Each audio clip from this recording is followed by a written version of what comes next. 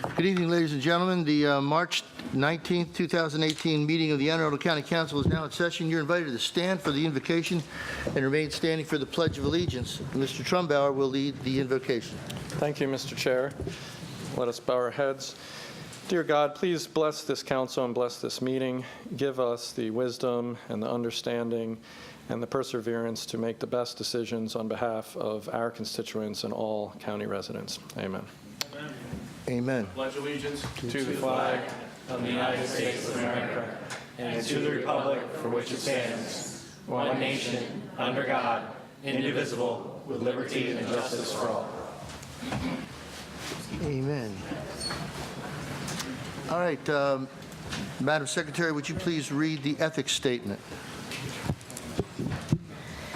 The Ethics Commission has asked that I advise you that under certain circumstances, members of the public may qualify as lobbyists when they testify before the County Council. If so, the law requires that certain information be filed with the Ethics Commission. The Chairman of the Ethics Commission has asked that those present review the Ethics Commission information in the foyer of these chambers. If there are any questions about lobbying requirements, speakers should contact the Ethics Commission in the Heritage Office Complex. Thank you, Madam Secretary. We have a withdrawal of a couple of bills. Bill 918, I understand, will be withdrawn. Mr. Smith, did you want to comment on that? Bill number 918 is going to be withdrawn. Did you have a thought? I do. So in light of working the inspections, Bill 918, the Certificate of Use publication, I put this in a few weeks ago because primarily we had businesses that were operating or opening within certain jurisdictions or throughout the county.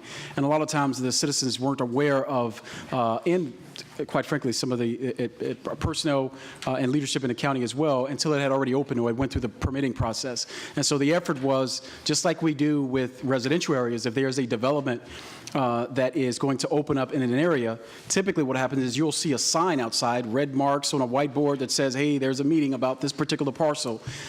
There's really nothing like that when it comes to businesses coming into the county or into different malls or plazas in the area. And so the intent was to be able to draft legislation that would allow the county to put all of that online in a consumable sort of manner so that citizens, if they were bored, could literally look up their plaza down the street and see what businesses had applied for permits for occupancy use for those locations. And so the bill was aimed at forcing the administration to do that, create that platform. So I am not in the business of creating legislation for the sake of creating legislation. I have worked with the administration, inspections and permit, as well as planning and zoning. We've created, they have created an online version that we tested about a week ago. And I can look in there and see all the stuff that I needed to see. And so because they've done that, I'm going to withdraw the bill because we're putting in place a process to allow you to still accomplish that, but I don't need the legislation to do it. So that's why I'm withdrawing the bill and consider it withdrawn. Thank you, Mr. Smith. Bill number 1418 will be withdrawn. Mr. Grasso, did you have a comment? Yes. Earlier, last part of last year, I was in a mission to stop all upzoning in Anne Arundel County till the general development plan was done. I just felt that we were doing reckless development, and I think once a comprehensive look was done of Anne Arundel County as to where the population is going, then that in turn should tell how we should develop property. Should we go 1 house per acre? Should we go with 15 houses per acre? So my piece of legislation was to stop all upzoning till the GDP was done. Councilman Pruski tagged along and put a sunset provision. The county executive heard my call, so he turned around and come out with a similar piece of legislation with a more comprehensive scope of what's going on. So there's no reason to have 2 pieces of legislation. I got what I was looking for. The county executive has obliged me and also made it more intense, which is really what I'm looking for, and so I applaud myself to the county executive on that, and that's why I'm pulling my bill, because it is what I wanted, but just in a bigger, better deal. Thank you, Mr. Grasso. And the administration is going to withdraw Bill 1118. Mr. Marzik, did you want to say anything about that? No? Okay. But Bill 1118 is withdrawn. Okay, we will now invite members of the audience who signed up for the meeting to address council briefly on any subject that's not included on the printed agenda, and remarks will be limited to 2 minutes. May I'm going to call a few names and ask those that I call to come on down and take the seats in front of us here. Laura Henry, excuse me, Mary Curie, Diane Odell, Ann Kennedy, Amy Britt, and I think we'll have one more chair for Lisa Taylor Soriero. Please come down and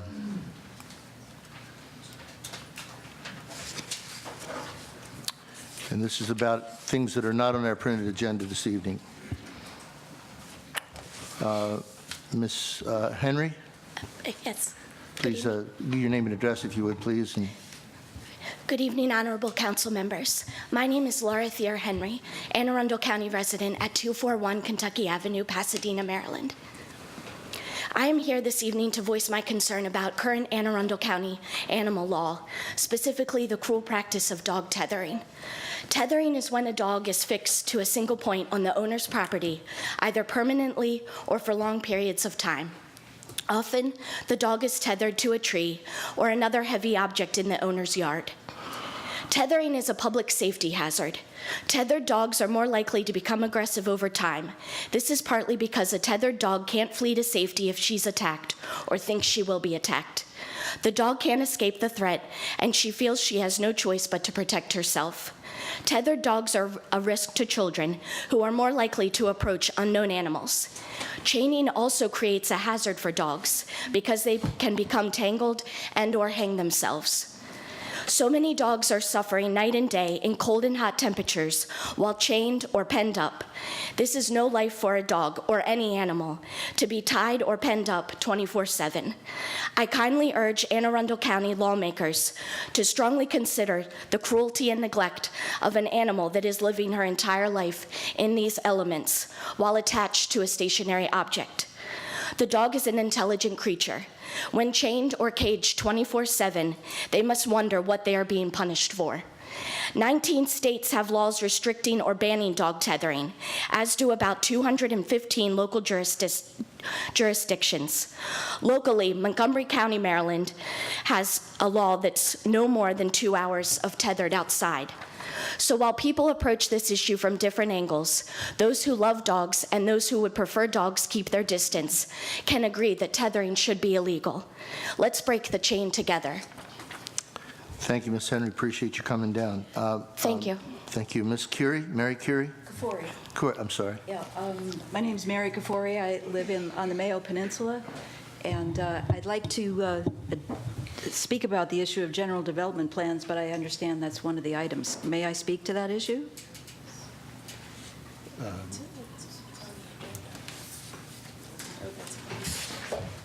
Do we have a bill that's precisely that? She just talked generally about it? Could she speak generally about it? That's what I'm thinking, yeah. And I prefer not to the bill. Correct. Yes, please go ahead. Okay, my concern is that perhaps the efforts of the local groups are not being given due consideration in the planning process, and I see the word at the end of this Bill 2118 that small area plans to be considered in preparing the general development plan, and I think that language should be stronger. I think that the communities who have taken the trouble and the time and the thoughtfulness to prepare a local development plan for themselves should be given more than just consideration. And I think it would be very important, actually, for those to be incorporated into the general plan, unless there's some demonstrably at odds reason why they cannot be. I'd also like to address the parks. I'm very disturbed at how the Parks Department has seen fit to ignore the resident input in the planning for the South River Farm Park. We don't need another mini Quiet Waters. We don't need paved roads. We don't need picnic areas. We don't need massive parking. It'll destroy the very aspects of this natural place that make it so special for the county. County residents have other opportunities to experience parks in the developed sense. This area is a place where there are foxes and wild turkeys and eagles and all kinds of turtles and all kinds of migratory and not birds, and to put paved roads around the pond and to deforest the area in order to provide these things, I think goes counter to a number of things, including the environmental protections that the critical area provides. I can't imagine why the county would want to go against its own critical area requirements in order to do this in a county property. So, like the Planning Commission, I would like to see these county groups pay more attention to local input. Thank you very much, Ms. Corey. Appreciate it. Ms. Odell, Diane Odell? My name is Diane Odell. I'm from West River, Maryland. And I was just recently at the Board of Education meeting where the discussion turned to cell towers at the school properties. And I was very concerned about the issue. It seems like safety is not assured in the consideration of the placement of the cell towers. And I would just ask that the county council take this opportunity to step in and perhaps consider acting in the best interest of the present and future voters in this county and pass an ordinance prohibiting cell towers on county properties near schools or on school property. Thank you. Thank you, Ms. Odell. Ann Kennedy? Hello, members of council. I would like to say that the previous speaker has expressed exactly how I feel. I was going to say that I'm opposed. My concern has to do with what I've learned about cell towers being placed on school property, and I wanted to just say I am opposed to any cell towers less than 1,500 feet from any human structure, residential areas, schools, anything like that. And the lady who preceded me expressed it a lot more eloquently than I could. So I back up her proposal. Well, thank you, and thank you both. And you didn't even coordinate that. Right. Thank you. Ms. Britt? Hi, I'm Amy Britt from Odenton, Maryland. I came here to testify on one of the bills that's been withdrawn, but while I'm here, I wanted to take this opportunity to ask you all to pass an ordinance that we do not have commercial telecommunications equipment on school property until there is significant peer-reviewed longitudinal data that shows that kids can be exposed to this for 8 hours a day without consequences. I don't want my kid around it. Thank you. And I thank you very much, and thank you for your brevity. Ms. Lisa Taylor Sorrero? Sorrero. Thanks. Good evening. My name is Lisa Taylor Sorrero. I'm from Chestnut Street in Shadyside, Maryland. For the past year, I've been fighting the cell tower at my son's elementary school. It's taken a lot of my time and energy. And I've also been fighting the towers on all school grounds. The county has told me it's up to the schools, and the schools are telling me it's up to the county. This issue seems to come down to one thing alone, not safety or health or anything that really matters. It's money is what it comes down to. Who's getting paid what? And I think that's pretty sad. I need for someone to take responsibility for this issue, and I need for you to take a stand and call for a moratorium on the cell towers. This council has called for a moratorium in the past. It was unanimous, and it failed in the state level. But now that there's new science, and it's sounder science, saying that non-thermal radiation can affect kids, I think that that's something that we need to consider. And I like that she got 1,500 feet. I got that from a couple scientist studies too. And asked that these antenna be placed 1,500 feet away from schools, hospitals, playgrounds, places where our children are going to be, especially because, I mean, their brains are more susceptible to just the way their little bodies are built, that they're more, the effects are stronger on them. And So I just encourage you to do the research on it. I know the Telecommunications Act says we can't do this or that based on health and safety concerns, but there is new science, so it's something that needs to be addressed. Thank you. Thank you very much, and thank you, all you ladies, for your testimony. Appreciate it. Let me call some more names. Randy Willius. I'm sorry if I messed that up. Janet Taff, Michael Walters, Matthew Carney, Jessica Gorski.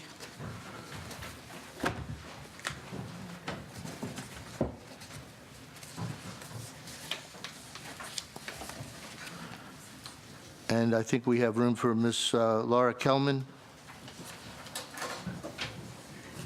Thank you. Did I pronounce that right? Willius? Williams. Oh, okay. Hi, I'm Randy Williams, and I am a mother and I'm a nurse, and I just wanted to present some of that medical information to the board and the council here that Lisa was talking about. I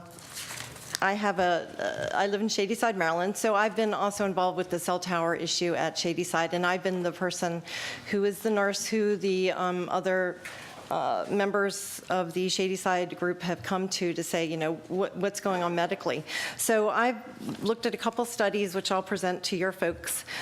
Studies have shown that symptoms of exposure to microwave electromagnetic fields include insomnia, headaches, depression, dizziness, memory changes, and more. As a nurse over the last several years, I have seen an alarming increase in patients with a history of migraine headaches, anxiety, depression. I've seen those in both children and adults, and I believe that this wireless technology is a contributing factor along with some other environmental changes going on in our country. A recently published study found a direct link between higher rates of magnetic field non-ionizing radiation and a higher risk of miscarriage. So, you know, when we're thinking about this issue, people were talking about property rights and structure issues, keeping their children safe. There is scientific data now, and it is available in mainstream. It's hard to find because it's hidden away, and the telecom community does not want to know about it. But it is there, and the teachers are a big concern, and the children at the schools. Once teachers know that if they go to a school and they work there, and there's a cell tower, they have a higher risk of miscarriage, I don't think they're going to be able to get teachers to go to that school and children to live in that community. So thank you.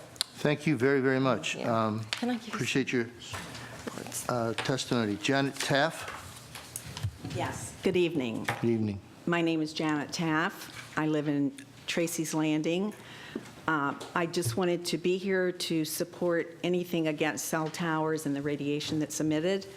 I wrote to several of you, I think, about this. It's a big concern for me. I'm a retired dental hygienist. Prevention is the key to everything that I've learned in my career about dentistry, and I believe that to be true of health. So I'm a big proponent for preventing things before they happen. I ask you to help us protect our children and residents by not allowing cell towers in our South County communities. I feel this will prevent health issues. I'm also concerned about my own health. I've taken care of myself so that I could get to retirement and be able to enjoy those days having taken care of myself, eating healthy, exercising, and those kind of things. So I really would hate to feel that a cell tower is going to destroy my health. And I do believe from things I have read and studied that it not only affects children, adults. I have a new grandchild I'm concerned about who's a month old, because I believe that all this radiation and these other things in the environment to do with the cell towers affects us on a cellular level, not just after we're born, in utero, before conception. So I have a very big interest having a new grandchild, and I want you to please consider that and give some thought to all this, and please think about the preventive aspect. I appreciate your time. Thank you. Thank you very much, Ms. Taff. Appreciate it. Michael Waters? Thank you. My name is Michael Waters, live at 124 Great Lake Drive, Annapolis, Maryland. And I want to talk about small cell towers. There's a difference here between cell towers. We have the traditional tower, which is up above eye level, that's aimed at the horizon. We have small cell towers that are coming in. They're sitting on top of utility poles. The science that our industry has right now that says this radiation is not bad for us is based upon tall cell towers. As the question comes before you in the future about small cell towers, I ask that you please consider the science associated with that technology.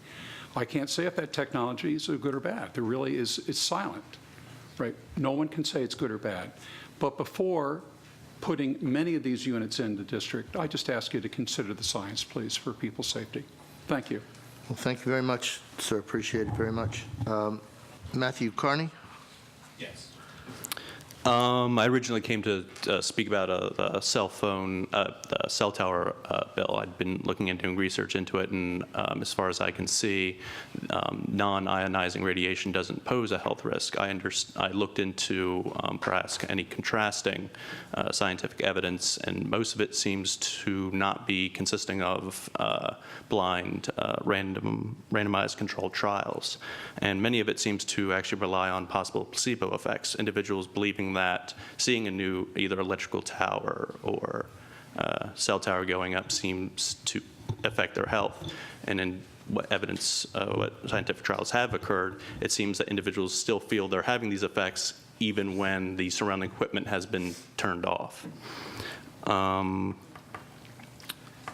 The range of these, the electromagnetic spectrum in this case, I believe occurring between 5 and like 100 gigs, and their effects on the human body, the study of which has gone back 1.5 centuries, going just studying the effects that it has. Microwave radiation would, the way we actually kind of discovered the heating properties, happened to be somebody who was actually working on military radars and equipment. And even with focus beams, only lightly melted chocolate in the person's pocket, it has no actual penetrating capabilities. It's not waves going into another person's body. The effect that it produces is heat when concentrated. If there were negative effects, even say long-term effects, we'd be seeing an explosion of cancer rates and stuff across the country. This building is filled with people with phones in their pockets, Wi-Fi connections. Scientific evidence doesn't seem to exist. Thank you. Thank you very much. Appreciate your testimony. Jessica Gorski, excuse me. Yes, Jessica Gorski. I live in Severna Park, Maryland. Do I have to give my full address? Yes. Okay. I'm here actually because I am very disappointed with a recent post you put up, Councilman Peruka, about the state of our county with, on March 8th, that was, are guns the problem or are they the solution? On March 7th, my son's bus was attacked by a gentleman who was suffering from an addiction to drugs. And he was the safety on that bus. He didn't know what would happen. The bus driver drove backwards and forwards to get away. Mothers had to run out, police were called. And when he came home, he held 2 little girls in 1st grade who were crying. And when he came home, he told me all of this. We called the principal, we talked to the police, everything was being handled. But he told me that night when he went to bed, you know what, Mom? I was really scared because I didn't know what he was going to do to us. And I am not speaking out against the Second Amendment or anything else, but when you posted pictures of Parkland saying how that was the professional response and how more guns were the solution, that was in direct contradiction to the chief of police of Anne Arundel County, who spoke on Monday night stating that he does not believe that arming teachers would be a solution because he is not going into situations as officer friendly. He is going in to do his job. And I felt that that was an irresponsible post, and to write it as the state of the county, as though it was coming from the voice of all of you. This is on his town hall, and he is the chairman. And I do not believe that that is reflective of the citizens.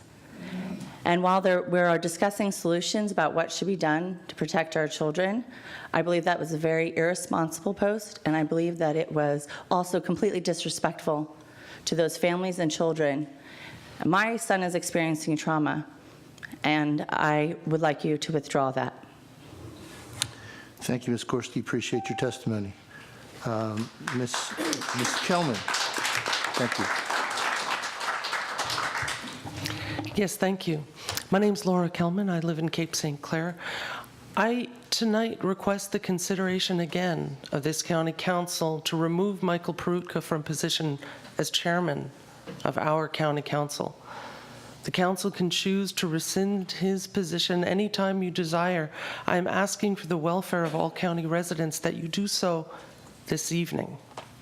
Mr. Perutka has repeatedly stated he does not support public education. The county council largest budget item each year is for education of our residents. Many Marylanders marched tonight to Lawyers Mall to encourage our General Assembly to fix the fund and protect education for all Marylanders. Mr. Perutka believes a large portion of what the county council votes on is unconstitutional and therefore not law, including many parts of our county's budget. Twice, he's voted against provisions to stem school overcrowding. In 2017, he voted against seeking available funding from the state for development of Anne Arundel Community College, an educational and economic jewel of our county. In 2016, he was the lone councilman to vote against allocating unanticipated surplus funds to schools, and did so in 3 separate votes. In June 2017, Mr. Perutka was the sole dissenting voice when council members voted 6-1 to pass a final version of the fiscal year 2018 budget, a $1.5 billion spending plan that funds a salary step for teachers, 40 new public safety officers, and a boost to renovation projects at 3 aging elementary schools, among other items. Mr. Perutka is not a friend to public schools. Do you all want to be remembered as not friends to our public schools? Do you want to be known for supporting someone who is so openly against our county school system? Thank you, Ms. Kelman. Appreciate it. Thank you for coming down. We'll have a last call for anybody who wants to, that's the end of my the sign-ups, but anybody else who would like to speak to the council invitation audience, please come down now.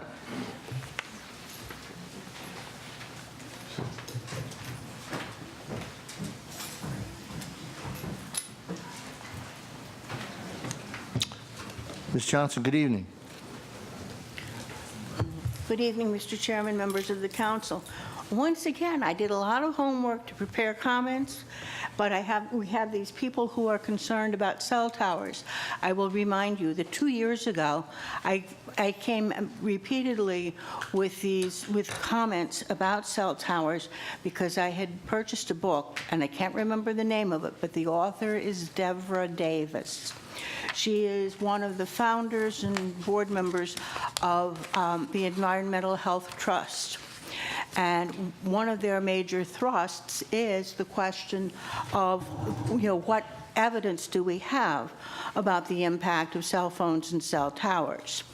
That organization sponsors lots of research, and there is data that contradicts some of the comments that were made. The radiation from cell phones does not fry an egg. It doesn't have that level of energy. Conversely, it does have a low energy level, and there is evidence that this damages the important chemicals within each of the cells. Again, another issue about this kind of relatively low energy form is that it doesn't strike instantly. And I refer you to, and all of you were probably too young, but back post-World War II, when they were experimenting with the atom bombs and then the hydrogen bombs, they knew that people in the bombed cities became poisoned with, with radioactive poisoning. But they put sailors and Marines and soldiers on shipboard at various distances from these various atolls in the Pacific. And just to finish it, what happened was that none of them died right then, but lots of them developed all kinds of cancers, particularly blood cancers and other soft tissue cancers. So Thank you, Ms. Johnson. So it takes 20 and 30. It's like the tobacco too. Thank you very much. Appreciate your testimony, Ms. Johnson. Thank you very much for coming down. That concludes the invitation to audience. Is there any item any council member would like to place on the agenda? May I have a motion that the partial reading of any bill, resolution, or minutes constitutes reading of the whole? So moved, Mr. Chair. Second. Madam Secretary, please read the minutes of March 5th, 2018. The meeting was called to order by Chairman Michael Peruka at 7 p.m. and opened with the invocation given by Mr. Peruka, followed by the Pledge of Allegiance. Thank you, Madam Secretary. May I have a motion to approve the minutes of March 5th, 2018? So moved, Mr. Chair. Second. All in favor? Aye. Opposed? Motion carries. The minutes of March 5th, 2018 stand approved as read. Madam Secretary, please read the titles of the bills to be introduced this evening. Bill number 2118, an ordinance concerning zoning, general provisions, general development plans, small area plans.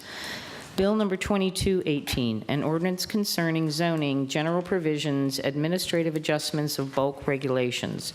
Bill number 2318, an ordinance concerning subdivision and development, community meetings, notice. Bill number 2418, an ordinance concerning conditional uses, licensed dispensaries, growers, and processors of medical cannabis, special exception uses, licensed dispensaries of medical cannabis. Bill number 2518, an ordinance concerning zoning wineries. Thank you, Madam Secretary. Would you please read the titles of the resolutions to be introduced this evening? Resolution number 718, resolution approving extension of the Tipton Airport runway to a length of 4,200 feet. Resolution number 818, resolution condemning bullying and harassment in our schools and our communities. Thank you, Madam Secretary. May I have a motion to suspend the rules to hear and vote on resolution number 818? So moved. Out of order. Thank you. So moved, Mr. Second. Madam Secretary, would you call the roll? Mr. Walker. Aye. Mr. Smith. Aye. Mr. Grasso. Aye. Mr. Fink. Aye. Mr. Pruski. Aye. Mr. Trumbauer. Aye. Mr. Peruka. Aye. 7 in the affirmative, none in the negative.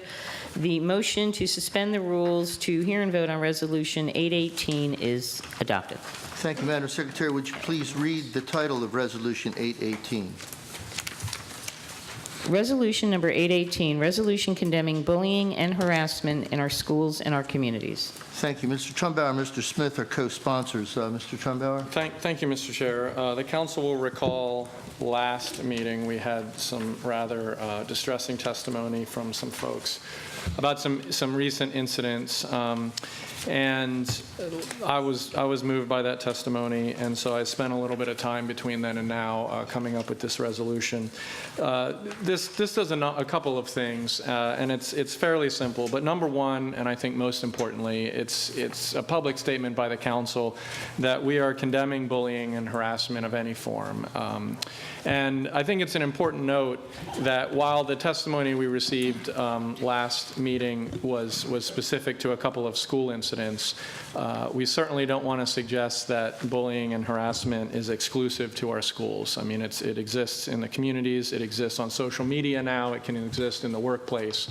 And so I want to say that right off the front, that this is not exclusive to the schools. But that being said, we do have 80,000 students in our system, and it is a place where that kind of behavior may manifest itself. So there's a number of whereas clauses in here, and at the end of the day, what this resolution does is it asks the Board of Education, the County Health Department, and the Police Department to give the council some data or some summary summary of what they're doing to address bullying and harassment. It's not going to get into specific incidents. It's not going to get into privacy concerns. But I think as a legislator, I would certainly like a better update of what the situation is and what those agencies are doing to address it. And I think indirectly, my hope, and this is not in the resolution, but I'm speaking for myself, indirectly, if we are able to pass this resolution, I certainly think that it underscores the need for us to help the school system address their needs, whether that's with additional school counselors or psychologists or other things. And one of the clauses in the resolution does acknowledge the county executive and the school board recently did jointly announce that there will be $15 million of funding to address school safety concerns, and I think that the bullying and harassment issue should be part of that consideration. So with that, I would ask for your favorable support of this resolution. Thank you, Mr. Trumbauer. Mr. Marzick? Mr. Chairman, members of the council, Bernie Marzick in the County Executive's office. We're supportive of this resolution. I appreciate Mr. Trumbauer for sharing this with us over the weekend. We will give you the updates from the police department and the health department. I believe you all will meet as the Board of Health before the budget, I believe. It'll be a good opportunity for Ms. Phillips to talk about these issues, but then also during the budget itself, you'll have the police department, obviously, and Ms. Phillips again before you to go through even more details on that. So. And Mr. Chair, if I might, just one quick follow-on that Mr. Marzick reminded me of. I did share this resolution with the health officer and the police chief. The health officer, Ms. Phillips, got back to me very quickly and said she was supportive of it and she welcomed her role. I did not hear back from the police chief, but I understand he's a very busy fellow. So he's supportive of it. I figured that Mr. Marzick's comments suggested that, but I just wanted to get that on the record. Thank you. Thank you, Mr. Trumbauer. Mr. Smith? I'll just, I'm not going to speak too long because I know Chris or Mr. Trumbauer sort of summed it up beautifully. I do want to give credit. Recently at Chesapeake High School, there were some parents that did a chalk walk here this past weekend. Though it was not necessarily focused on bullying, I think the effects and the trauma that the kids were experiencing, I think was a wonderful thing. So if you haven't seen the Chesapeake High School sort of chalk the walk sort of display when they painted the grounds with chalk in front of the school, it's a beautiful display of just sort of bringing people together. And I'm just excited that when you have parents like that and community advocates like that that are working together to enhance the school system and the environment, it only makes our county a better place. And so if that could be replicated for all 80,000 students and the 12 or 13 high schools that we're going to have, 12 high schools, but 13 that we're going to have, and I just think this county be an even better place. We should always strive to be better. I mean, if someone says that, hey, I'm content being where I'm at, the status quo. No, our county could always do better at everything, including eliminating bullying. And if this is one of those things where we make a statement to stand on that, I'm all about it. But I did want to give sort of a shout out to them because I thought they did an awesome job that showed the spirit of what and who we are as a county. So thank you, Mr. Chair. Thank you, Mr. Smith. Mr. Grasso. Oh, I got to say something. I was thinking back, in my days, believe it or not, I was picked on. And junior high from probably 9th grade, 8th, 9th, and 10th were probably the worst time in my entire life. When I got into high school, things changed. But I never forgot the day I got punched right in the mouth. Imagine that, in Marley Junior High School. And that guy hit me so hard, he was a lot bigger than me, and my actual tooth was moving. And I went into the principal and said something about it, and nothing ever got done to it. Then it got onto a situation where I was dealing with a bus driver. And this guy was just an interesting guy. And I remember I went to get on the bus one time, and he closed the doors on me. And he wouldn't let me on the bus. This is a bus driver now. And so I walked away, and he says, come on, I'll let you back on. Closed the doors again on me. And this went on for probably, 5, 10 minutes. And I decided to walk home from Marley Junior High School all the way to my home. And nothing ever happened there. So I can relate to what it's like to be picked on and bullied. And in fact, today, the same guy that punched me in the face, if I was to see him today, I would pop him right in the mouth and wouldn't even think twice. Because you think different as a man now, but as you're a young boy, you have fear.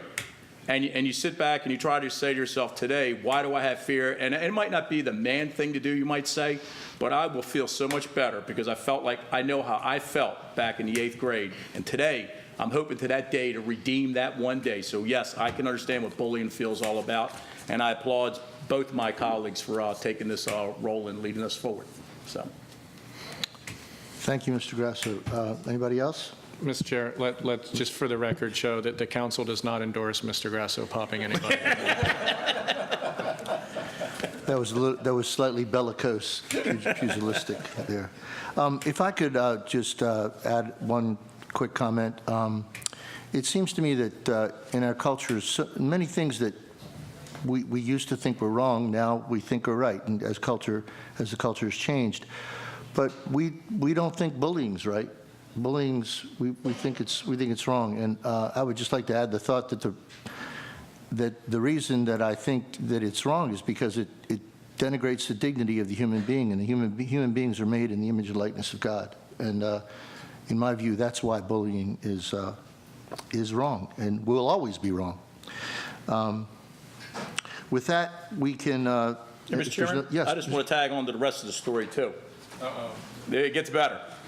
Because my son experienced the same thing at Corcoran. And he was having a hard time with it all the time. And I said, Nick, I said, sometimes you just got to face the bully. And that's the only way it's going to stop. And I explained to him my story. My son faced the bully. He took a chair and cracked the kid with the chair. And before you know it, he was expelled from the school. And I had to pay to put him in private school. But my son should have never had to go through that. In fact, what I was doing to protect my son, because of the business that I have, I can come and go as I want. I went to school every day with my son at 8 o'clock in the morning and sat with him till 3 o'clock. It got to be such a regular basis that you'd have thought I was on payroll with the school system. In fact, the teachers, most of them were female teachers, were glad to have me there because they had me as a hallway monitor. And then we wound up going to phys ed.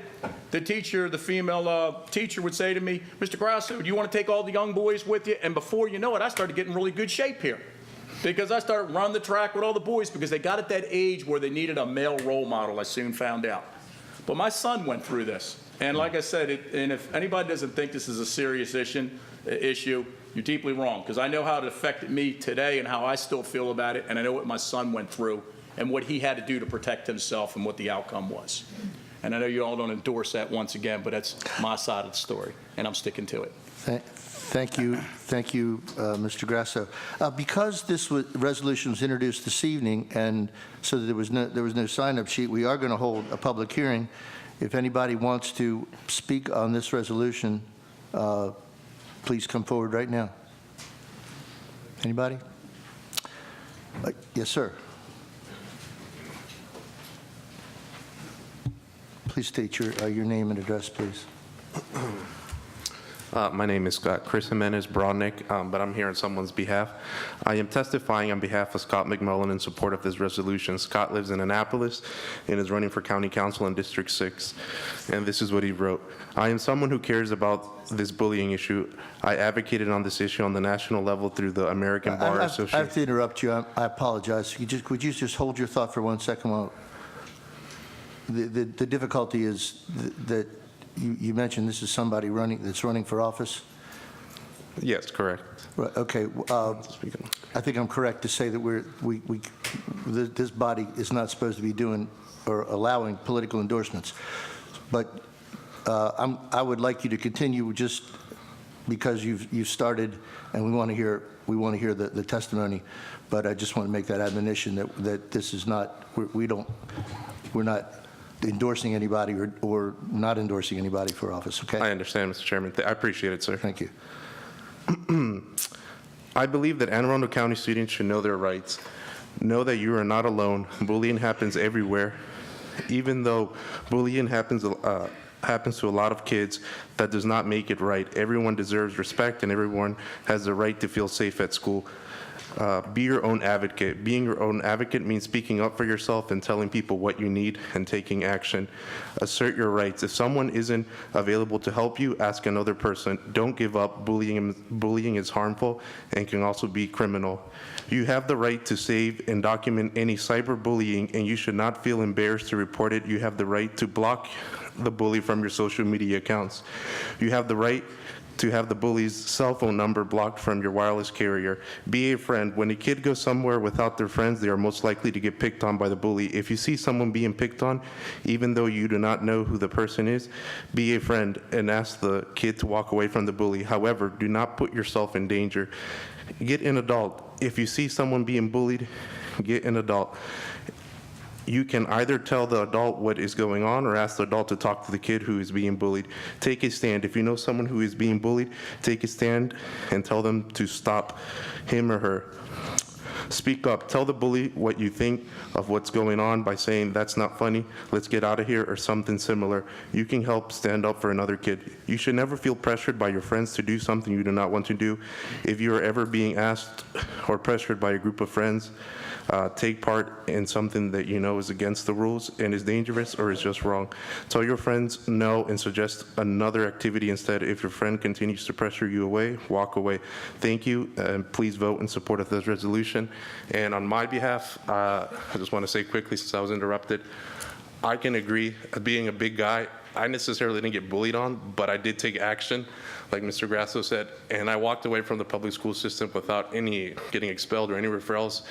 But I have to admit, and I'm not proud of it till this day, I did knock a couple people out for racial discrimination and bullying, being a minority in certain schools. But with the resolution, obviously, I hope that this will help other people not being pressured to retaliate. Thank you. Thank you very much, sir. Appreciate it. The public hearing is now closed. Ms. Johnson. The public hearing is after Ms. Johnson is now closed. If anybody else wants to come down and speak on this, I realize that this was just introduced this evening, so that you might be inspired. But if you're going to speak, please come right now, or else don't. Okay, so we're closed. Ms. Johnson, go ahead. Okay. Julie Johnson, P.O. Box 6634, Annapolis, Maryland. Obviously, I don't think there is anyone who could possibly testify and say that bullying is good, and we don't care about bullying. So this is almost a statement of the obvious, but sometimes it's important to articulate the obvious. But I am also concerned that in speaking with some other parents some months ago about some other issues that went before the school board, the parent told me they don't seem to understand that their job is to oversee and to supervise the school administration and the superintendent of schools. They are the voices of control. And I think that we need to emphasize to them that we as a public are asking them to provide that oversight and to provide those demands that this isn't, some things are not working. And certainly you heard it at the last council meeting, that there is an egregious failure, to do the most fundamental things. And I think that I hope that this would, I had hoped that this would further clarify, what specific kinds of things that you were thinking was important to articulate in this kind of a bill, namely that, everybody should be doing their job, sort of the Bill Belichick, short statement, do your job, protect these kids. Thanks a lot. Thank you, Ms. Johnson. Madam Secretary, please read the title of Resolution Number 818. Resolution number 818, resolution condemning bullying and harassment in our schools and our communities. Thank you, Madam Secretary. Any final discussion? Madam Secretary, please call the roll on Resolution 818. Mr. Walker. Aye. Mr. Smith. Aye. Mr. Grasso. Aye. Mr. Fink. Aye. Mr. Pruski. Aye. Mr. Trumbauer. Aye. Mr. Peruka. Aye. 7 the affirmative, none of the negative. Resolution 818 is adopted. Thank you, Madam Secretary. Please read the title of Bill Number 818. Bill number 818, an ordinance concerning animal control, food and water for animals. Thank you. Mr. Grasso is the sponsor. Yep, thank you, Mr. Chairman. As I was mentioned in the newspaper, on my continuing crusade of protecting the chum-chums, and for what you folks don't know what a chum-chum is, it's go in Webster's dictionary. It's a pet that your family loves that is part of your family, or an animal that is kind to you. So one of the things I pride myself is going to the school systems, and they ask you, what do you do, as a legislator? And I said, well, I protect the chum-chums. And little kids say, well, what's a chum-chum? And I explain to them what I just explained to you. And in fact, what winds up happening is those kids start saying chum-chum, chum-chum all day long and drive the teachers crazy, and they definitely won't invite me back to the school. With that being said, I put this legislation in over here because I was on Facebook, and I saw a situation where a beautiful boxer was in the snow, upside down on its back with its legs frozen to death. And of course, I see the bowl of water. What it was a block of ice. And to some of us, we might think that one would have enough common sense to know that if an animal is outside, we would have potable water, drinking water. But unfortunately, laws are meant for people that don't have that common sense, because the majority of us would know this. And so what this is for protection, is the county executive sends out an alert through Anne Arundel County for a severe weather. And that basically, if I'm not correct about this, is somewhere around December through, March or somewhere in that area when the weather gets really bad. And I just figured that if we're going to have an animal outside, not only did I put legislation in that was going to protect the animal to have a dog house, have bedding, actually have a door flap over top of the dog. If you're going to put an animal outside, you got to provide means for that animal. And I don't think it's asking a whole lot to make sure that an animal that's outside in the cold water actually has water that they can drink. I checked on Amazon.com, and like a heated dog bowl was like $18. And, and if you can't afford $18 for a pet to make sure it has potable water, then you shouldn't have the pet. And that's pretty much where it's at. So, thank you, Mr. Chairman. Thank you, Mr. Grasso. Mr. Marzick? We spoke on this bill at the last hearing, and we'll just comment on the amendment. Thank you. Yeah, we had just to explain to the audience, we held this bill, and we already had a public hearing on this. So, Madam Secretary, please read the title of Bill 818. I read the title. We should do the amendment now. I'm sorry. Is it? So, okay. Yep. There's an amendment. Madam Secretary, would you please read amendment number 1? Amendment number 1. This amendment restructures current law to maintain general food and water requirements applicable to all animals, adds a new provision specific to the food and water requirements for pets kept outdoors, and clarifies that a violation of the food and water requirements for pets kept outdoors during severe weather events is a civil offense. Move to adopt. Second. Is there any discussion? This is Mr. Walker's amendment? Correct. You might want to, if you want, just tell them what the intention was. Sure. The last meeting we had, there was quite a debate about the applicability of the bill to farm animals in particular, and there was an extended debate about the definition of potable water. And so one of the things that this does is change the terminology that was used in the original bill to make it say that water shall be fit to drink instead of being potable, because there really was not a clear definition of what that was. We couldn't even really decide how to pronounce it. We definitely could not. We spent an extended period of time on it. Okay. So, Madam, any further discussion about the amendment? And once again, Mr. Chairman, I'm okay with it. I think Mr. Walker has good intentions over there, and I'm fine with it. Thank you. Madam Secretary, please call the roll on amendment number 1. Mr. Walker. Aye. Mr. Smith. Aye. Mr. Grasso. Aye. Mr. Fink. Aye. Mr. Pruski. Aye. Mr. Trumbauer. Aye. Mr. Peruka. Aye. 7 in the affirmative, none in the negative. Amendment number 1 is adopted. Thank you. And that bill will be heard on April 2nd, 2018, Bill number 818 as amended. Madam Secretary, please read the title of Bill 1018. Bill number 1018, an ordinance concerning current expense budget, transfer of funds, and supplementary appropriations. Thank you. Mr. Marzick. Mr. Chairman, members of the council, Bernie Marzick in the County Executive's Office. With me at the table is Stephen Theroux from Budget Office, as we discussed at the work session. Excuse me, we did not discuss at the work session. Bill 1018 provides for the transfer appropriation authority between county departments within the general fund and other funds. Section 1 transfers $2.2 million from the CAO contingency account to the Health Department and Department of Public Works. $2 million goes to Public Works for snow removal, and $232,000 goes to Health for the hospital crisis response. And Section 2 recognizes $270,000 of unappropriated fund balance from the Video Lottery Terminal Local Impact Grant. This is the LDC funds, and it goes towards job training at Meade High School. And we'll offer an amendment at the appropriate time. Thank you, Mr. Marzick. Are there any questions for Mr. Marzick? We'll now open the public hearing. Anyone wishing to speak on this? Seeing no movement, we'll now close the public hearing. Madam Secretary, please read the title of Bill 1018. Bill number 1018, an ordinance concerning current expense budget, transfer of funds, and supplementary appropriations. Okay, and there is an amendment. Madam Secretary, please read amendment number 1.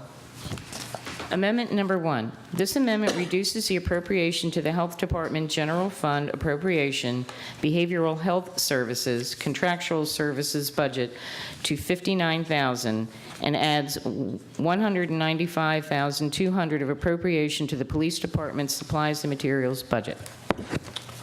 Thank you, Madam Secretary. And this is the county, this is the administration's... Move to adopt, Mr. Oh, Chairman. Second. Thank you, gentlemen. Appreciate that. Mr. Chairman, this amendment does two things. First, it changes the $232,000 to $59,000 for crisis response to be the appropriate amount for that fund transfer. And it also provides $195,000 to the police department as part of the school safety initiative that Mr. Trumbauer mentioned earlier. This will provide shields to each of the county's 122 schools to be used as part of this safety initiative with our police department. Thank you. Any questions? Mr. Chair. Trumbauer. Thank you, Mr. Chair. So I understand that we're reducing the amount to the crisis response system, but that's only because we're so much through the year, we only need a little bit. But Correct. then, so am I to presume then that full amount would be in the next budget? In that the you guys upcoming submit? budget, correct. Okay. And I also know that there was a state bill that's working its way through that would provide state grant funding to counties that have crisis response systems. Is that something that the county might be eligible for? I believe it is. I think we supported that bill. Yeah. And I believe we would be eligible for those state funds, yes. Okay, but regardless, I mean, this is county resources that would support that crisis response. Yes, sir. Okay, thank you. Thank you, Mr. Chair. Thank you, Mr. Trumbauer. Anybody else? Mr. Chairman. Mr. Finn. Mr. Marzick, just wanted to clarify, you're providing shields to the schools? Shields, yes. This is one of the items that was identified as an item that would be an item that could be used in the event of some type of school emergency for personnel at the school to help protect the children. I mean, are we talking, and you may not know the answer to this, but I mean, teachers having shields under their desk, I mean, what's the... No, it's one shield per school that could be used in the event of an emergency. So there's 122 schools. There'll be 122 of these shields. Like if you picture kind of riot gear, I presume is probably the best description for it. Thank you. Where are they going to keep it if it's just one? So just for the record, Go ahead, Mr. Mr. Chair, Trumbauer, go ahead. sorry, the question was, if there's only one per school, where does it stay? Where does it live? And how is it accessed? Stephen Theroux from the Anne Arundel County Budget Office. The shields are going to be given to a combination of the existing school resource officers that we currently have in the schools, as well as some front office staff. So basically, in the event of a crisis, it'll be as close to the front of the school as possible. I presume that the recommendation for a shield came from somewhere. From the police department. From the police department. Okay. Anything else? Oh, sorry. Go ahead. Mr. Walker. I just want... There we go. Now I'm on. We had too many mics on. I just wanted to recognize the folks from the crisis response team that are here this evening, sit in the audience. Appreciate all of their efforts on behalf of the citizens of Anne Arundel County. They've been very accommodating when each of us have called for things, and especially myself. And so just wanted to say thank you for all the good work you do. Thank you. Thank you very much. Maybe they could give a little wave just so we could see. There we are. Thank you, Mr. Walker. Any further discussion? Madam Secretary, please call the roll on amendment number 1. Mr. Walker. Aye. Mr. Smith. Aye. Mr. Grasso. Aye. Mr. Fink. Aye. Mr. Pruski. Aye. Mr. Trumbauer. Aye. Mr. Peruka. Aye. 7 in the affirmative, none in the negative. Amendment number 1 is adopted. Thank you, Madam Secretary. Bill number 1018, as amended, will be heard on April 2nd, 2018. Madam Secretary, please read the title of Bill number 1218. Bill number 1218, an ordinance concerning purchasing, acquisition of real property by gift. Thank you. Mr. Marzick?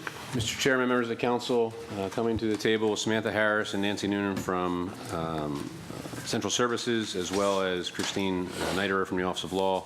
As we discussed the work session, Bill 1218 approves the county's acquisition of a piece of real property. If the county council approves this, the Real Estate Division and Central Services will receive the property as a gift and follow all code requirements. Watts Avenue LC approached the county regarding this parcel that was initially declared surplus via resolution in 1913. The developer requested a small portion of the property be returned to the county's real property inventory. This property is located in Stony Run Village in Hanover. It is 0.533 acres, and it is a road. We would ask for your support of this and answer any questions council has. Thank you, Mr. Martin. So this is the correct, if I recall this from the work session, this is the correct a mistake. We identified it as surplus property, but this portion of it wasn't because it was a public road. Yes, sir. Okay. Anything else? Thank you. We will now open the public hearing. Anybody want to testify on this matter? Seeing no movement, public hearing on 1218 is now closed. Madam Secretary, please read the title of Bill 1218. Bill number 1218, an ordinance concerning purchasing, acquisition of real property by gift. Any discussion? Madam Secretary, please call the roll on Bill number 1218. Mr. Walker. Aye. Mr. Smith. Aye. Mr. Grasso. Aye. Mr. Fink. Aye. Mr. Pruski. Aye. Mr. Trumbauer. Aye. Mr. Peruka. Aye. 7 in the affirmative, none in the negative. Bill 1218 is passed. Thank you. Madam Secretary, please read the title of Bill 1318. Bill number 1318, an ordinance concerning planning and development, master plan for water supply and sewerage system. Thank you, Madam Secretary. Mr. Marzick. Mr. Chairman, members of the council, Bernie Marzick in the County Executive's Office. With me at the table, Lori Blair Klossmeyer from the Office of Law, Chris Murphy from Public Works, and Cindy Carrier from Planning and Zoning. I apologize. Mr. Hager is sick and unable to be here tonight. As we discussed at the work session, Bill 1318 amends the Water Sewer Master Plan. Exhibit 1 that you all have before you changes the sewer service category from future service to planned service for 2.4 acres of property located on the south side of Whitehall Road. In addition, Exhibit 1 also changes from future to no public service for the other 17.94 acres of the same property. The larger parcel is 17.94 acres that is entirely within the RCA, the critical area. And these acres will be added to the area that the county executive often cites as the 51% of the county that's in the rural or open space designation. So we'll be adding these almost 18 acres back into that area. The smaller parcel is 2.41 acres that fronts Whitehall Road. And this acreage is not in the critical area. And Exhibit 2 will change the water service from no public service to planned service for the same 2.41 acres of the property on Whitehall Road. we'd be happy to answer any questions the council has. Thank you. Are there any questions from the council? Mr. Chair. Mr. Trumbauer, please. Thank you, Mr. Chair. We had quite a robust discussion about this at the work session, and we won't rehash that, but I've had a couple of additional questions since that time. The first is, thank you, the Office of Planning and Zoning supplied the critical area map to me, and so as I look at that, what I see is that the zoning the sewer threshold follows that line. So outside of the critical area is where you're proposing to make it planned service, and inside the critical area is where it would be no service, correct? Yes. Okay. We're actually taking it back. It is future service. Yes. We're taking it back to no service. Right, so it's a downgrade of, I don't know what you would call it, but yeah, downgrade of sewer utility, I guess.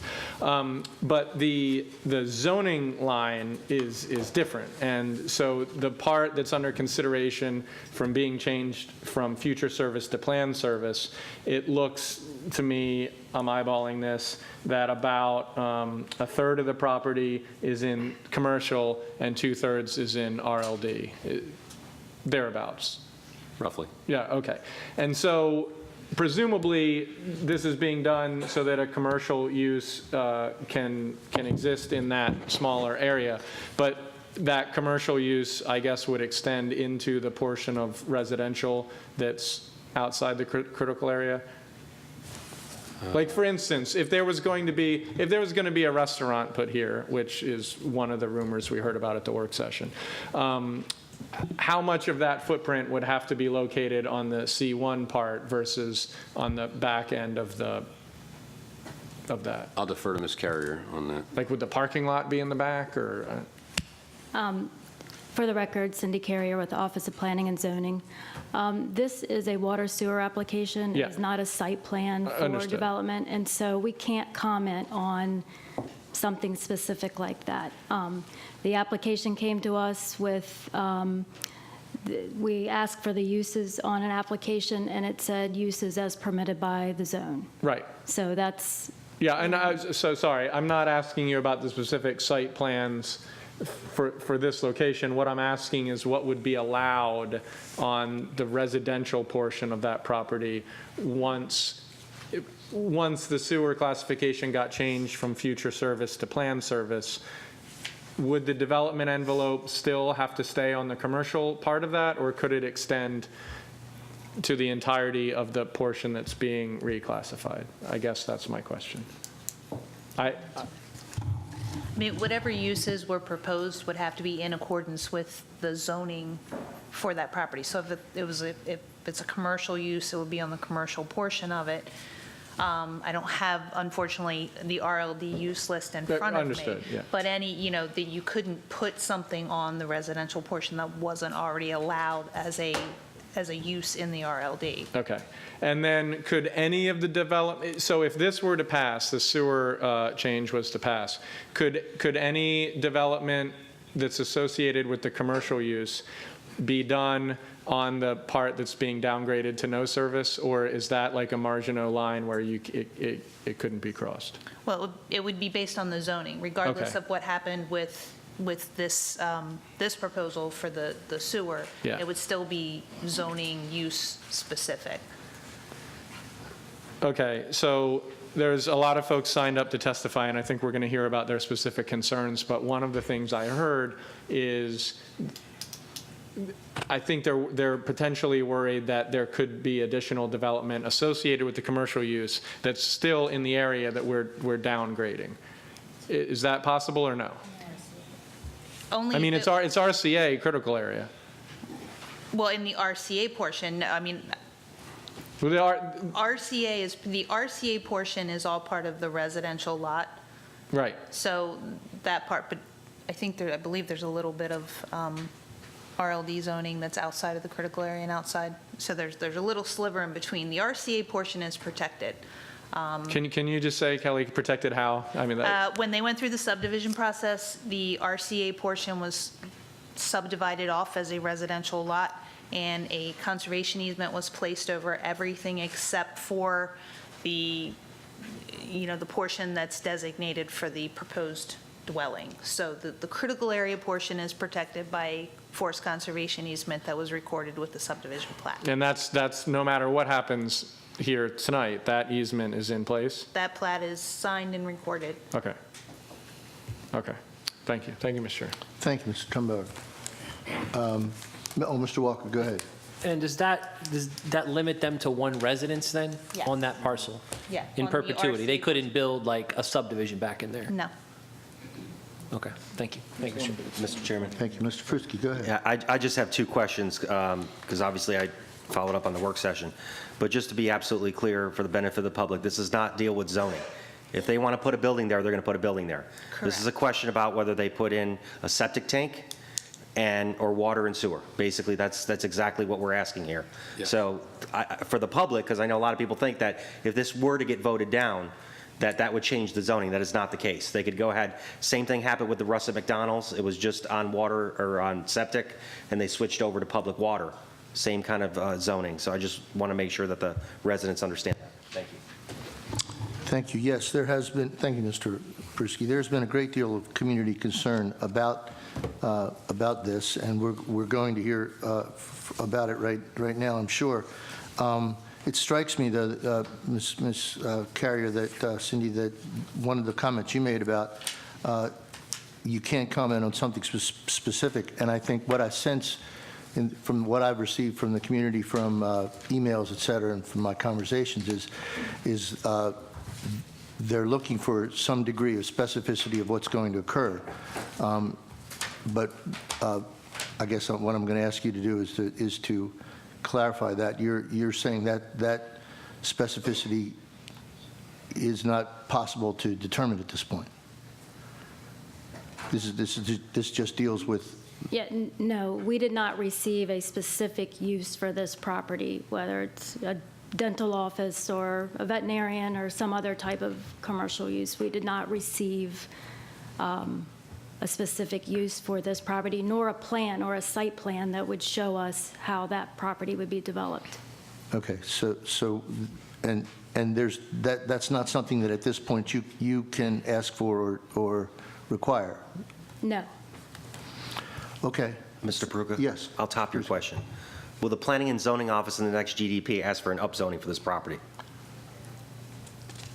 We're not at that point in this general development plan process. We are taking in public input, and once we evaluate land use countywide, that sort of thing would be determined. At this point, we are not looking at upzoning or downzoning anywhere in the county. Thank you.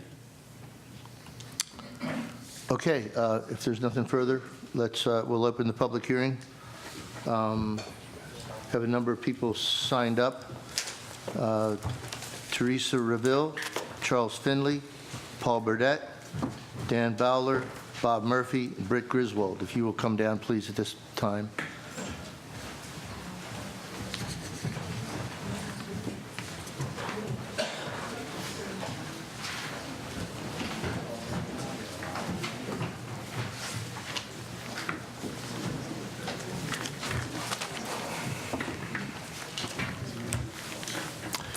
Good evening. Excuse me, Miss Teresa Reville. Excuse me, I apologize. Hi. Please go on. Go right ahead. I'm Teresa Reville, resident of Amberley, 1700 Beach Lane. I am also a licensed real estate agent in the state of Maryland, and did want to be sure to make a comment. Once I heard all of the comments by the other council members, I feel more assured, and would just like to say that as long as things stay as they are, and they are already zoned, I'm not going to, there's no comment that can be made. I just would like to be certain that it does not change in the future, and wanted to make sure that that comment was made. I don't see a need for any further commercial use, frankly, but I understand that's not part of the issue tonight, because there is residential property available further down the road with much, much better access for commercial traffic. This is the most densely populated area, both commercially and residentially, in the closest proximity to Whitehall Creek. And that's all I wanted to say. Thank you. Thank you very much. Thank you, Ms. Reville. Appreciate it. Mr. Finley, Charles Finley? Thank you, Mr. Finley. Mr. Burdette, Paul Burdette? Thank you, Chairman. I would like to voice my opposition to Bill 1318, as do many of my fellow neighbors here tonight. In 1989, the State Highway Administration significantly damaged Whitehall Creek when they built the interchange at St. Margaret's Road. It took Amberley 20-plus years and participation in a collective funding to have the SHA repair this damage. The property we're discussing tonight is in or contiguous to the same critical area. The Hogan Company was well aware of the current zoning restrictions and purchased the property at a significant discount. The investment risk was to generate a return as zoned or use their significant resources to have the zoning laws changed. In December, this council voted against the request for a variance on this property. Now Planning and Zoning is making the same request again. I appreciate the comments made by the county executive's office today that this request alleviates any of our concerns about this property, but it hasn't. Amberley's concern is the Hogan Company has already been cited twice and stop work orders issued for violating critical area laws on this property.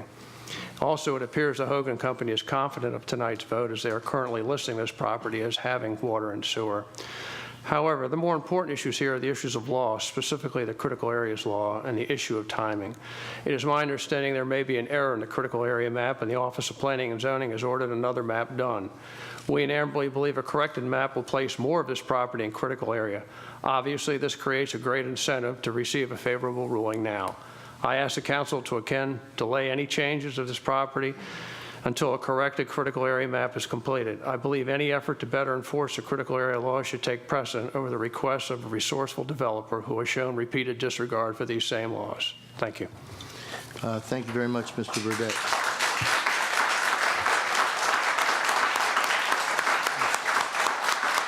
Mr. Belder. Thank you. Mr. Bowler? Bowler, excuse me, sir. Chairman, one, I wanted to express my appreciation to Mr. Trumbauer and Mr. Pruski for their very pointed questions to the earlier participants and so forth, and for your efforts, Mr. Troika, for meeting with our constituents and so forth and trying to understand this issue. Yes, sir. I have not much to say.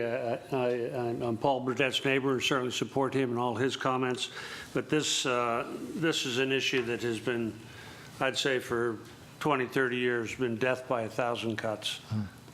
There have been variants awarded and so forth, and there's no guarantee that no matter what decision is made, that there may not be a request for another variance at some point in the future. So it's got to end at some point. So, I mean, it's a tragedy is what's happened to the creek over the last 20, 25, 30 years. Thank you. Thank you, Mr. Bowler. Appreciate your comments. Mr. Murphy?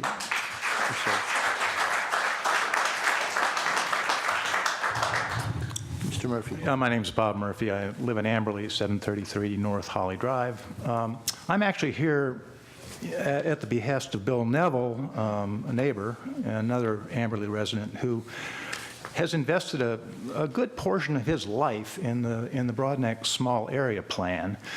And in reaction to this bill, in the whole email chain, Bill said, in addition to the facts you cited in your fine letter, and this was referring to a letter that Pat Lynch wrote, the Hogan proposal violates the Broadneck Small Area Plan and the county's existing general development plan.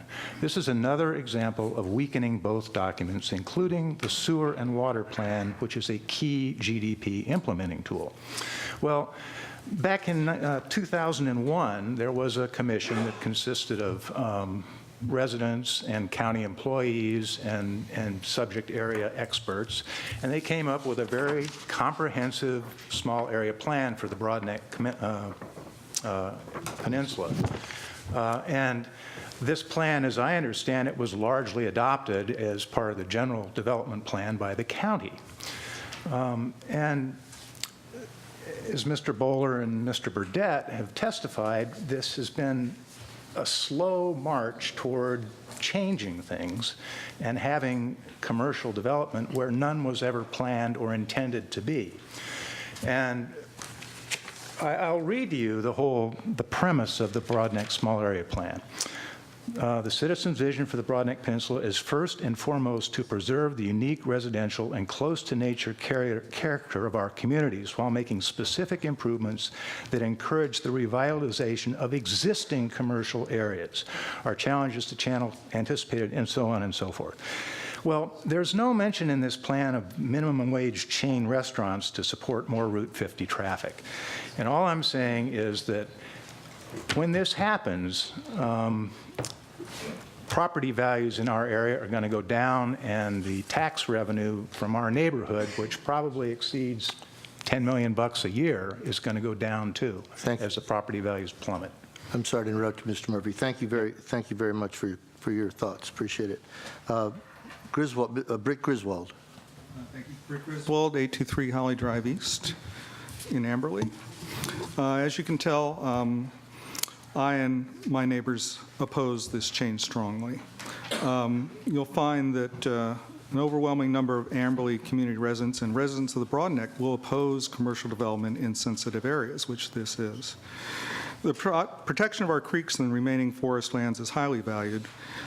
Just because zoning's been assigned to a very small portion of this land does not mean this property should be granted additional resources to allow even more commercial development over a larger portion of the land.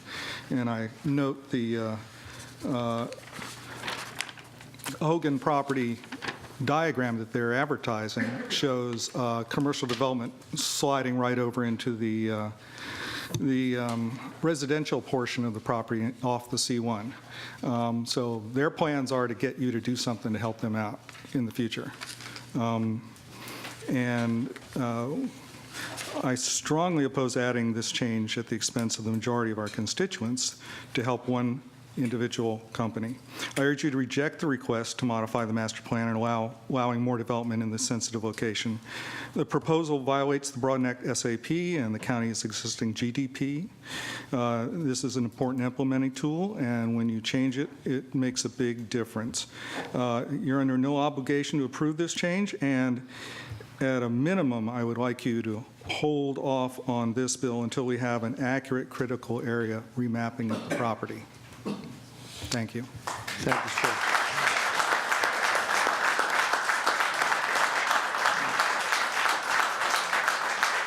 Thank you. I'm going to call, thank you. Mr. Chair. Mr. Walker, go ahead. Mr. Griswold, you mentioned this, and I think Mr. Murphy did as well, in saying that it violated the small area plan for the Broadneck. I pulled it up on my computer prior to the meeting, and it does appear that that sliver that we're looking at that is zoned C1, which is, I think, the main point of the discussion, is actually in the small area plan map that was submitted as part of the small area plan. So it seems to me that based on what I'm looking at, that plan recommended that parcel continue to remain zoned commercial. And I guess I'm just curious, your opposition to it, violation, or the statement that it was in violation of the small area plan, maybe you could clarify in what way, if you don't mind. Okay. That piece of C1 property is less than 1 acre. Anything that they're proposing to develop is going to take multiple acres to do. So they are basically going to flow out of that C1 piece. So your concern is that the proposed development, when they got to that point, because they have the water, the sewer, that it would extend beyond the area designated as commercial? They will come back to you and figure out a way to make happen what they want to happen. There's C1 there, it's 1 acre. You put a cell tower up if you want, that's what it's good for. But they're talking about larger trafficked commercial development. Okay. Thank you. Thank you, Mr. Chairman. Thank you, Mr. Walker. Peter Beardley, Councilman Ladd, and David, I can't read the last name, I'm sorry.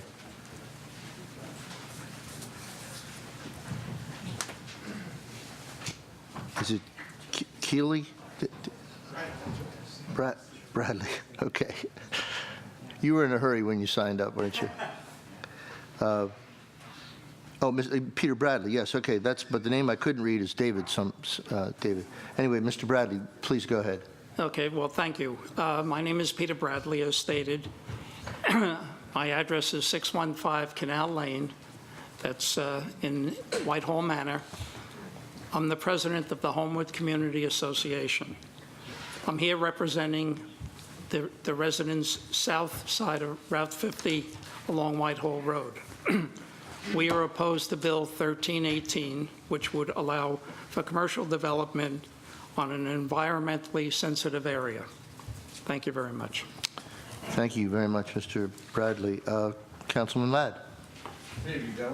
1537 Shipsview Road, and I live on the north side of Route 50.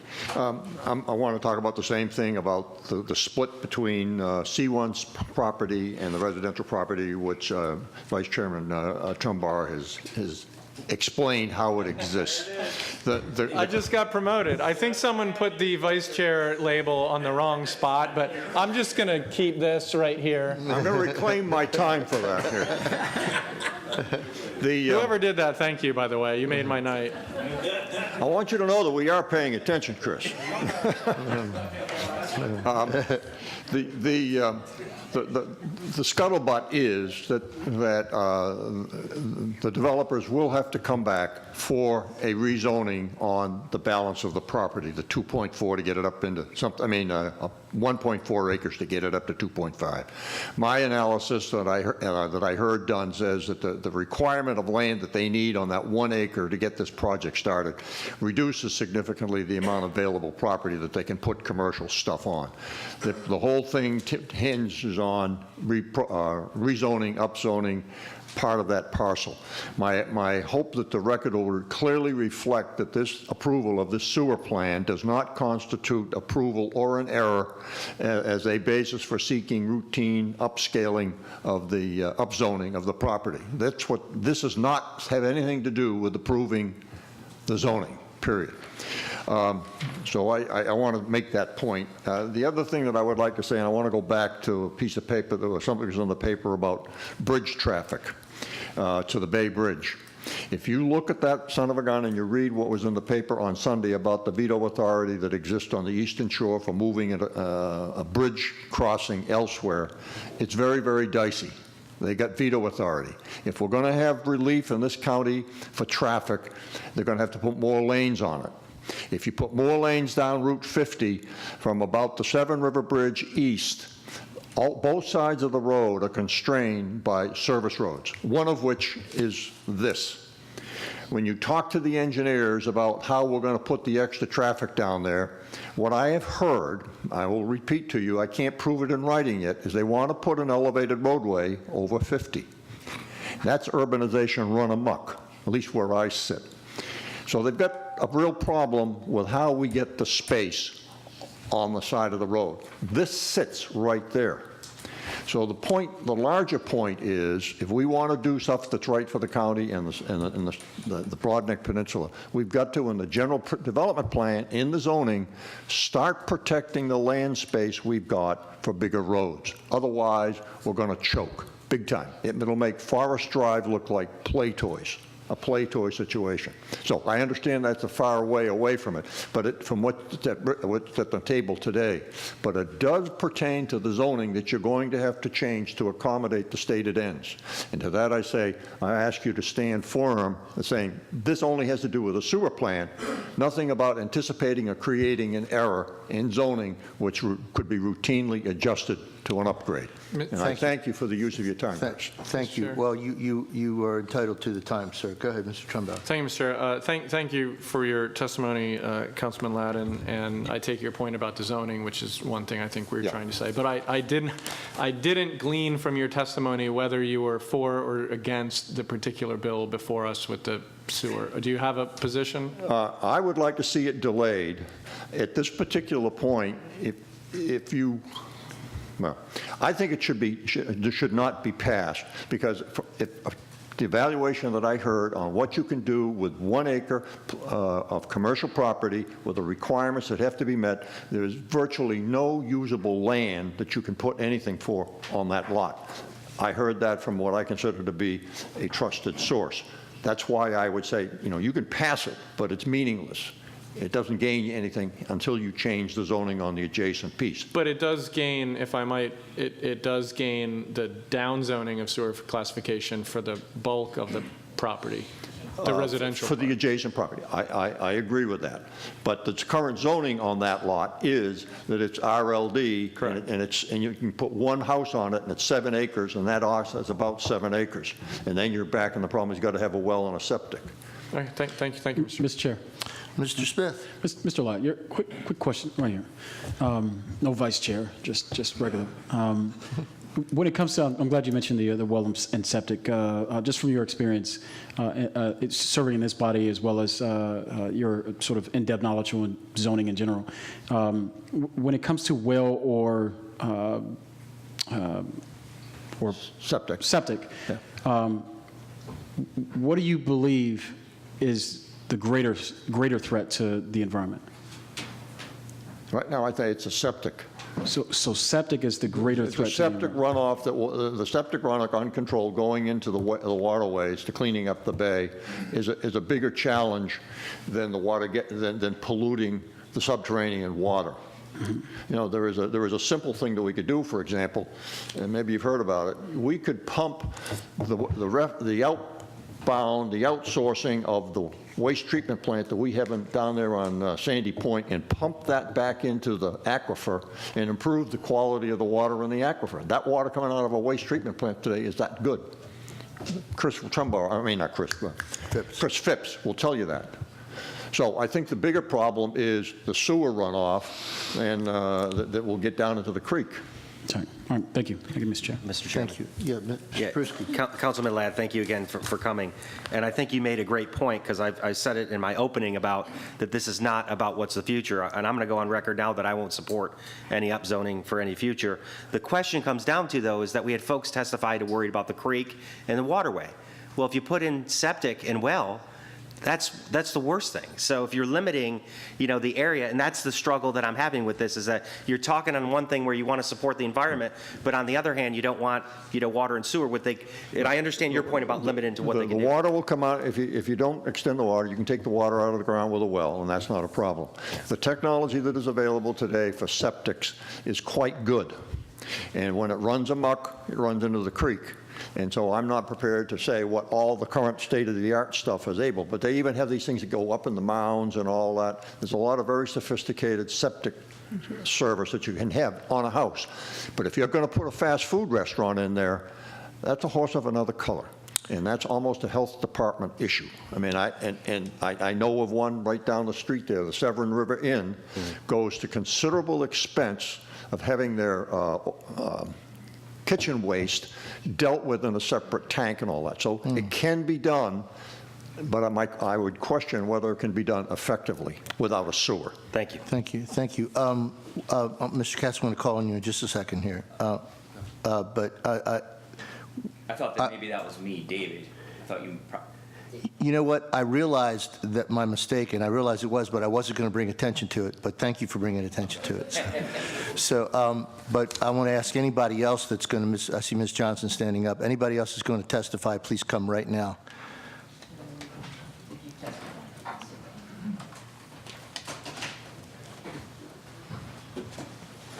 Thank you, Councilman.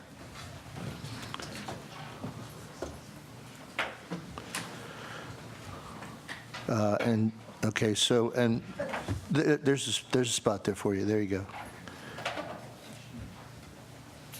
Mr. Katz, since you're signed up, we'll start with you. Thank you, Mr. Chairman. David Katz, 1931 Pendennis Drive, Annapolis, Maryland, attorney on behalf of the property owner, Better World Builders, LLC. Just want to provide the council some facts, reiterate some facts that Ms. Carrier previously mentioned. The application currently before council is limited to the 2 bulk parcels totaling 2.4 acres. One bulk parcel is zoned C1, the other is zoned RLD. I'd like to note that several uses are permitted in both of those zones. Commercial uses are permitted in RLD. An example would be a daycare. Also, drive aisles, potential parking areas are also permitted in RLD. So this certainly is not a rezoning request because there is a plethora of uses that are permitted in both of those zones. The application specifically excludes the remainder of Lot 1, which is a 17.94 acre and is 100% in the critical area, zoned RLD. My client, frankly, in order to address several concerns raised by the community regarding a large-scale development on Whitehall Creek, that's what I believe the original concern was in the last hearing, supports and frankly recommends that that parcel be removed to no planned service. As the development has already been planned, it is going to be limited, the bulk parcel in the critical area is going to be limited to 1 residential lot. This really is a tale of 2 parcels, and they're going in opposite directions. One, a commercial and RLD parcel outside the critical area, fronting Whitehall Road, fronting 90,000 cars on Route 50. If ever a parcel should be utilized for commercial, it would be the front parcel. But the back acreage is going in the opposite direction with no planned service.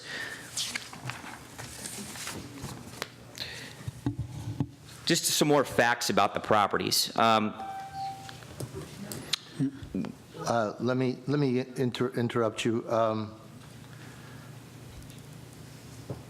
You'll probably get a question later, but let's move along. Mr. Chair, I do have to do it before Mr. he passes. Smith, go ahead.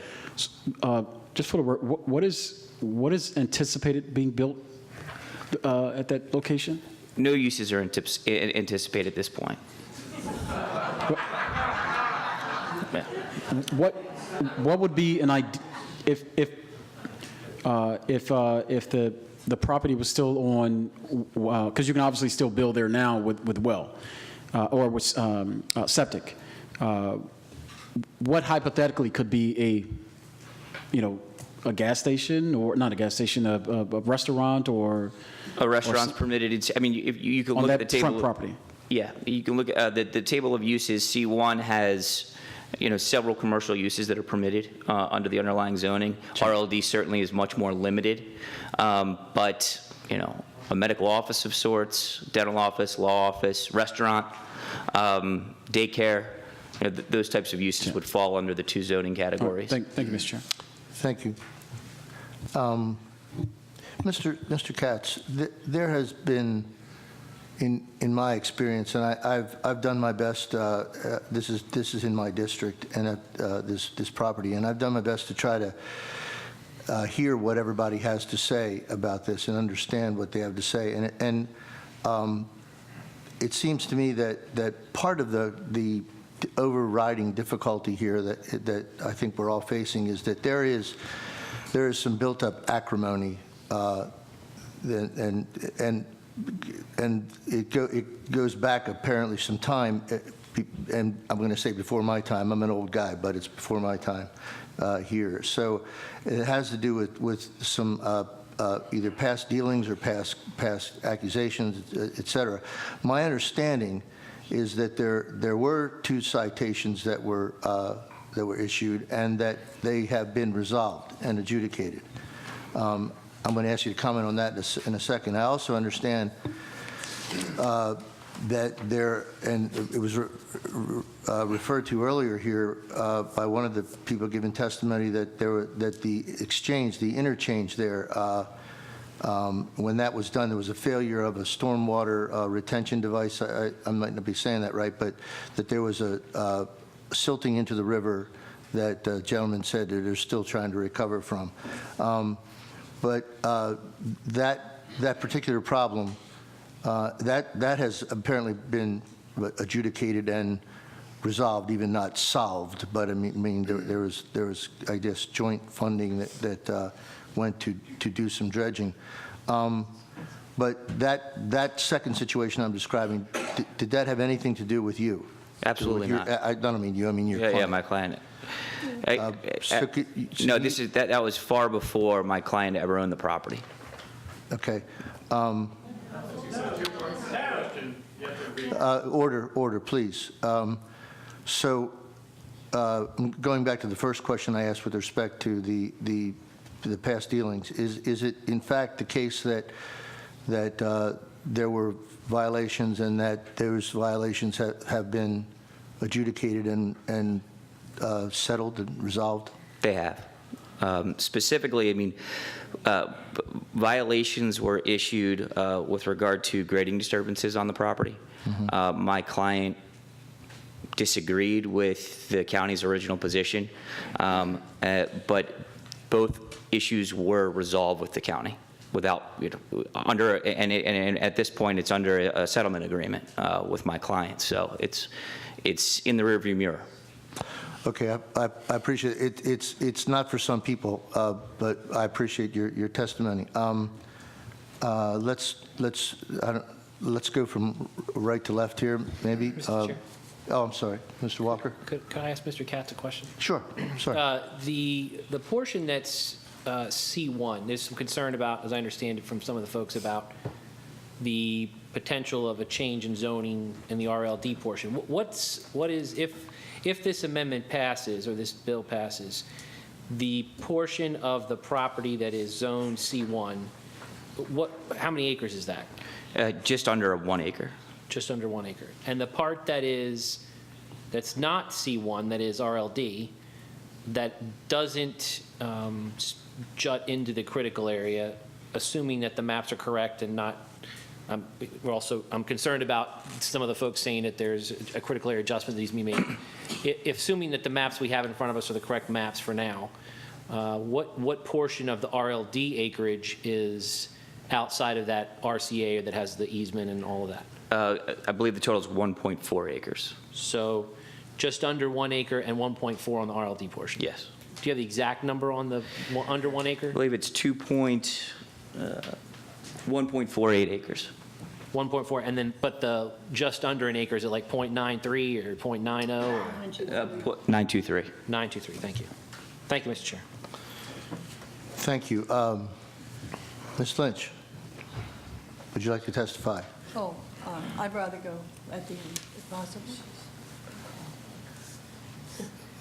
Ms. Flixton, go ahead. I don't know as much about it as, and I've gotten some confusing information, so I don't know where you guys stand, but this is Ann Flixton, 1337 Kinloch Circle, Arnold, Maryland. It seems like we've got to figure out if the RCA map is correct or not. And I think if you held this bill, we could get some more information so that we know really what we're doing. And I don't think you have to have, you don't have to have sewer and water to have a commercial space, because Safeway in my neighborhood is on septic. So I don't quite know why the push right now to, if you're only, if you've got C1, you could still do septic there. And I do think that this business that they're asking for no service on the rest of it, well, tomorrow they could ask, or 2 months from now, they could ask for service on that. So that particular thing doesn't protect this property, the one that he just mentioned. So those are my questions, and I don't know about the conservation easement. I'd like to know how that fills in, where that goes on this property. So I would ask that you hold it, because I think there are too many questions. Thank you. Mr. Chair. Thank you. Mr. Smith. Order. Ms. Flixton. Please. This is for Ms. Ann Flixton. Quick question, just back onto that, because this is one of the things I've certainly been trying to get under. So when it comes to septic or service, sewage or service or sewage, are you in favor, generally speaking, for septic on properties? I remember asking myself that question, and I asked Janet Owens, and she said septic was as good as sewer. I think that the evidence shows that's probably not true, but we have sewer problems and runoff and backup. I think what we worry about with extending sewer is extending and extending and extending sewer that leads to more development in a sensitive area. So I'm not saying I would always want to be for septic, but I don't see that these folks can't develop their property the way it is right now. Okay. Thank you, Mr. Chair. Thank you, Mr. Smith. Ms. Lynch, I have been informed by the parliamentarian since I recognized you that it's your turn. So please enlighten us. Thank you, Chairman Perutka. My name is Pat Lynch. I live at 1648 Homewood Road. I am the president of the Broadneck Council. We represent about 10,000 residents on the Broadneck Peninsula. I'm also a member of the Bay Bridge Reconstruction Advisory Group, and that is an organization of, there are 4 of us who represent the Western Shore, and we work with State Highways and MDTA in order to work on the plan for the new span of the Bay Bridge. So anytime you talk to anybody who's on the brag who is concerned about the Eastern and Western Shore, we're always going to be concerned about traffic. The amendment to include the Better World Builders 2 parcels of land next to McDonald's in this water and sewer service. The 2 parcels are part of a larger area of land purchased by Better World Builders. The largest parcel is 17.9 acres, and we've talked about that. But this parcel has extensive wetlands, tidal waters, and steep slopes. It's in the critical areas, and it's zoned OS and RLD. In this, which Ann was trying to explain, in this legislation, there's a quid pro quo that states that the expansion of utilities into the C1 parcel and the RLD portion, that's the second small portion of the parcel, the small one, changes the sewer service for the area behind that property at 1430 Whitehall Road from future service to no public service. This is currently, you can't build on it other than what is planned, and the ad for the real estate is already published. And that's 1 house, a 5-car garage, and a driveway. The area, that 17-plus acres, is loaded with wetlands. Ms. Lynch, it seems to me one of the things you're saying is that if there's a quid pro quo, there's no quo. There's no quid, or there's no a quid, quo. no quo. quo. Is that an accurate description of what it is you're saying? To get this 17 acres preserved in trade is really no it's no big deal because it's already because preserved. it's protected. And I do have, I've worked with the Critical Area Commission. The county would never want to go in and try to build on that property. That the effort would be ridiculous. Right. So you're saying that this isn't really it's not a quid pro quo. It's not a quid pro quo, but at the same time, it's because you already have the pro or the quo. Yes. Right. Well, meaning because of the zoning. So that area is protected. That's right. Exactly. Okay. Thank you. Thank you very much. May I just finish? I request that this bill be held. We need a comprehensive traffic study of Route 97 to Route 50 on that Bay Bridge corridor before we bring more commercial traffic into our neighborhoods. We also need the 1 year. It will take 1 year, and I talked to the Planning and Zoning Office today, to complete the study and the remapping of this entire area. I don't think that's too long to ask to wait. Thank you. Thank you very much. Sir. Good evening. My name is Pete Mellitz, registered professional engineer with McLaren Engineering, 601 East Pratt Street, Baltimore, Maryland. Engineer rep for the Better Worlds Builder. Thank you. If I could address some of the specifics that have been discussed this evening, a number of points. First of all, the exhibits 1 and 2 that are attached to the bill identify the area of concern for this evening, and be reminded, as you all well know, we're talking about water and sewer and the map amendment. We're not talking about zoning, we're not talking about what's proposed to be constructed. The goal here tonight is specific about water and sewer only. Right. The parcels near the northern tip of this land, the .9, which is bulk parcel 1, and 1.4 acres bulk parcel 2, reside in an area that was being clearly delineated after exhaustive engineering efforts as well as coordination with Critical Area Commission in Arundel County environmental mapping, as well as coordinating with other portions of state DNR, clearly indicate where the critical area line is. We have honored that line. That line separates the two parcels that I just referenced from the 17.9 acres, which are remained and removed for service. That particular parcel is eligible for development. It is residential. It's one lot per 20 acres. This is 17 acres. We have gone through the appropriate zoning efforts to provide appropriate documents and approvals to allow for that lot to be developed as one single-family home. That is what's been proposed, and that's what's on the record plat. The discussion that we have here tonight, again, is focused on water and sewer. There's existing 12-inch water line in Whitehall Road. Right. So I have to. And if I could just finish real quick, and the existing 8-inch sanitary sewer serves along the frontage of this property.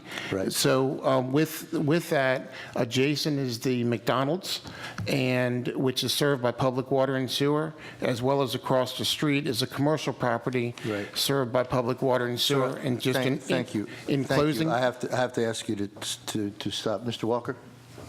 Okay. Thank you. Thank you very much. Sorry to do that to you. Yes, sir. My name is Charles Shreve.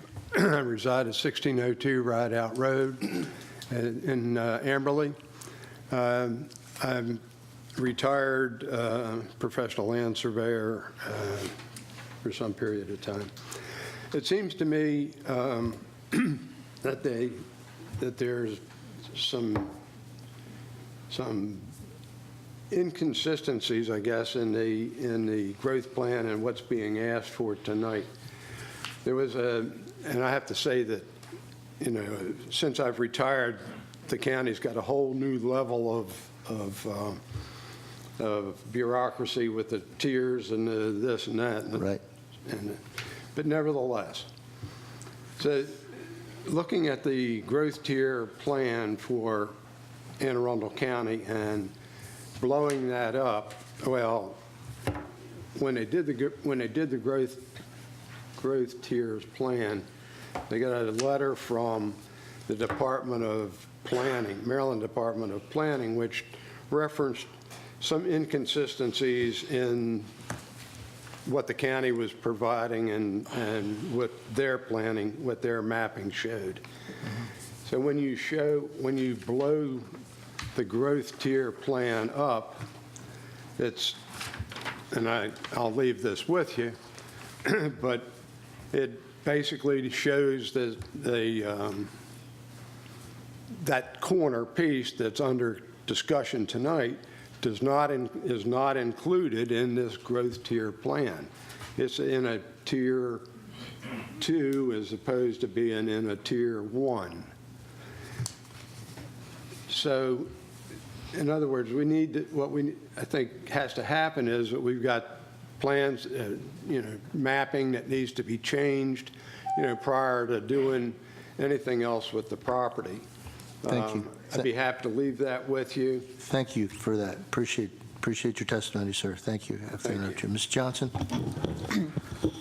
Julie Johnson, P.O. Box 6634, Annapolis, Maryland. I served on the Crownsville Small Area Planning Committee and a number of other organizations that have been really concerned about requests for development. And all you have to do is drive up General's Highway, and you can see how piecemeal, magically, what was supposed to be preserved at the request of the people who lived there has been completely ignored. There's just, more and more development, more and more the taxpayers pick up the tab. And it doesn't matter whether you look at General's Highway or you look at what's happening in Mayo Peninsula, the taxpayers are going to build more roads to take care of the things, these developers put in. In this particular neighborhood, that McDonald's attracted everybody who was new to the community, so you had a lot of years. And of course, I'm only 29, but I do recall, people have, in that whole region, that Broad Neck area, have passionately opposed additional commercial development. It is biologically sensitive, and I am trained. I have, some qualifications and credentials. But, they don't want this never-ending stream of development. There have been all kinds of events, and I don't have time to list them, but you have a sophisticated tax-paying audience who are saying to you, we oppose another one of these things where we let somebody come in and he gets a little nibble. And I have one favorite building in my neighborhood. There were more trips back and forth to get, this property that should have had only a little house because it was zoned residential, and one trip after another, and magically we got a 2-story commercial building where, eventually the road should be widened, because it doesn't have adequate setbacks. Thank you, And Ms. Johnson. so. I support, may I just add, support Ms. Lynch's proposal and this Thank you, Ms. gentleman's Johnson. proposal that you need more. Yes, thank you, Ms. Johnson. Thank you very much. Appreciate it. Any other questions from the public hearing then is now closed on Bill number 1318. Madam Secretary, please read the title of 1318. No, I'm sorry. The public hearing is closed. I'm sorry. Bill number 1318, an ordinance concerning planning and development, master plan for water supply and sewage systems. Mr. Chair. Mr. Trumbo. Could we have the administration reps come back up? I'd like to just ask Ms. Krenitz to respond to the question about whether the critical area maps contained a mistake or not, if she's willing. Thank you. Mr. Chair. Mr. Walker. While they're being seated, I would just like to say, if it's possible, I'd like to recommend that we hold the bill after they've made their comments. Okay, let's hold that thought if we could. But thank you for mentioning it. So, Ms. Krenitz, we heard a couple folks come up and reference conversations with the planning office about whether or not the maps were accurate or whether they needed to be redone. Can you address that, please? The maps that are in effect right now, there was an application back in 2000 for a map amendment. It took till about 2007 until it was finally decided. I have a copy of the letter from the Critical Area Commission stating that the line as it's shown on today's maps is approved as part of that process, as well as the county bill also stating that the line as it shows as part of that process was deemed to be the correct line. Okay, thank you. Mr. Chair. Mr. Walker. I have another question as well. So part of the discussion has been the concern about the additional RLD portion that could be built on or theoretically zoning changed on. And I think Mr. Trumbauer and I were chatting very briefly because I was trying to understand something I think he was what he was asking previously. I think maybe we were on the same page trying to figure out. Is without a zoning change, which obviously we're not talking about tonight or contemplating at this point, is the parcel that exists, some of the accusation I think was that or the argument was that there's potential for the footprint of the commercial building that's being shown or represented on some drawing that they're using as a marketing piece extends beyond the C4 parcel over onto the RLD portion. So if someone was to theoretically submit and just ignore this particular parcel for a second and say if someone had a split zone piece of property like that, and they came in and tried to build a commercial property that overlapped from the C1 parcel over onto an RLD parcel, is that something that would be approved by the planning and zoning Well, it would office? have to be, as I said before, it would have to be something that was on both use lists. So it would have to match, so if it was as an example, as a restaurant, which I think is the concern, the restaurant would have to be permitted in RLD and in the C1 zoning. Okay. If the structure itself, the commercial structure was contained wholly on the C1 parcel, would the RLD portion be allowed to be used for other site work, let's say stormwater containment or stormwater management system, septic field as an example, if there was, if they went that route and went to add a septic instead of adding it to the sewer? I mean, would those types of things that would be necessary to the building of the commercial building on the commercial parcel be allowed on the RLD portion of the parcel? Well, I mean, if anything that would be allowed that way would be allowed today, whether you went, that's not a condition of what you have before you, it's a zoning use. So that type of development could occur today regardless of what happens, whatever the code allows to overflow onto the property as part of the development package. I guess I'm asking you that, though. Does the code allow that? There are certain things that potentially could, but there are limitations as to, you couldn't, it couldn't become like the principal use of the property or something like that. So yeah, there are some things that might be able to. The commercial envelope of the structure would have to be maintained on the commercial portion of the zoning. Unless it was something that was permitted in both zoning categories. Correct. Short of that happening, there are other things that are allowed potentially on the RLD portion that would be allowed to be put in there. That might not really. Potentially, and you're kind of asking me to. I know. I understand. I apologize. Play Yeah. devil's advocate, but, Right. there are some things on the use list, and there are some things that could overlap Extend a little onto bit, that other but parcel. It couldn't become like the primary use unless that was on the use list of things that are permitted in RLD. Got it. And if there was a situation where we sat down and had a little more detail about that, could you had a more plan, I definitively could answer say that yes or question? no. Okay, fair enough. Thank you. Mr. Chair. Mr. Smith. Just real quick, quick question. Capacity, if you're building particularly on a C1 portion, would there be capacity restrictions? And I think I know the answer to my question, but I'm trying to see if you can sort of reassure me of my logic. When it comes to sewage and water, or sewage particularly, since this is what we're referring to, is there a capacity difference between a facility that is on sewage versus a limitation for a facility that is on septic? So can a septic system be built big enough to contain a commercial establishment that mirrors the capacity that a sewage treated facility or controlled facility is on? So does that make sense, that question? It would make more sense to the health department. Health department? So if there was a restaurant that was built on sewage, we know the size, obviously we know it's like 0.9 acres, and a facility could probably have X amount of patrons because it's on sewage, and sewage has a capacity sort of number that I'm assuming. It's probably not an easy question because this could be dependent on how it perked, or the size of the septic system. In one sense, how is it more sandy versus more loamy? How quickly the soil perked? That'll tell you first how big the septic system generally needs to be. After that, it depends on its use. And so the question was coming about a restaurant. Mm-hmm. The restaurants for septic for a restaurant is usually based off of seats. Mm-hmm. So the more seats is expected for that restaurant. Well, we know the size of the property, so the average size of a restaurant on a 0.9 parcel is, right, we could probably make a ballpark, at least guess.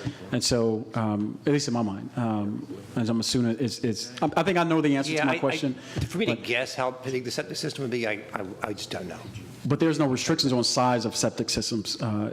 Is that correct? Like is there a restriction? Look, The only I'm not a restriction scientist. might be is that for new construction, there needs to be room for one initial system and 2 replacements. So if there's, say, 100 feet of drain field necessary for that that business, that use, they would need 300 in principle on that site plan to fit on the property. All right, thank you. Thank you, Mr. Chair. Thank you, Mr. Smith. Ms. Blair, may I ask you a question? Good evening. It seems to me that one of the frustrations here is that we're playing a lot of what if games here, if you will. I don't mean, it's not a game. Playing a lot of what if questions. And it seems to me that we're trying to answer a question that has not been asked yet, or that can't, in a sense, can't be asked yet.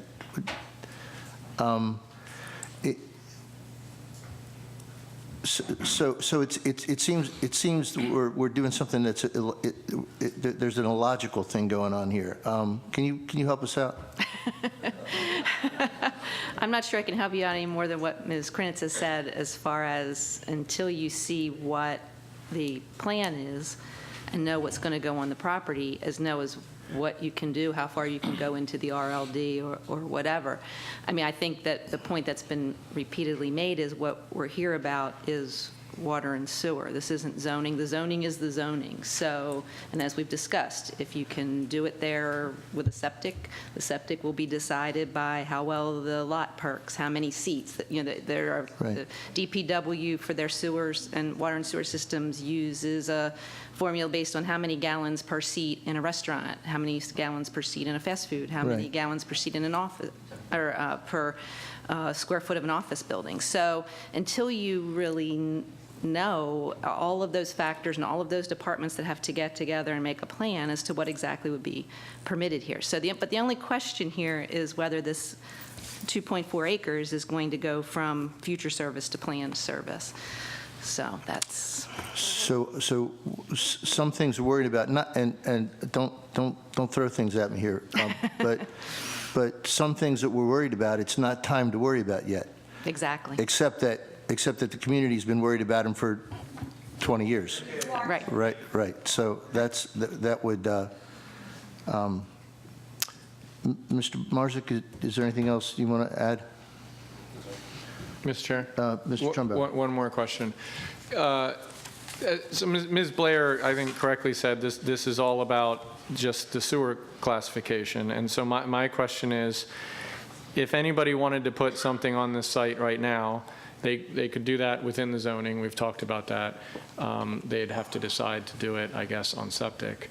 But technically, if you're in future service, is there a way that you can hook up to sewer, or you need it to be planned service? I mean, that's getting to the point of, like, what's the point of these sewer classifications to begin with? No, so they would be required, if they stayed in future, they'd be required to be in the, they would be required to develop on septic system. They would? Yes. Okay. They There's no cannot- opportunity if you're in future service to hook up to sewer at all? No, and that's why they are in growth tier 2. Growth tier 2 actually means that it's planned to be served in the future. That's what the future sewer Sure. service area means. Okay. Thank you, Mr. Chairman. Thank you all, and thank you everyone that's testified and cares about this issue. This is very important. Mr. Walker?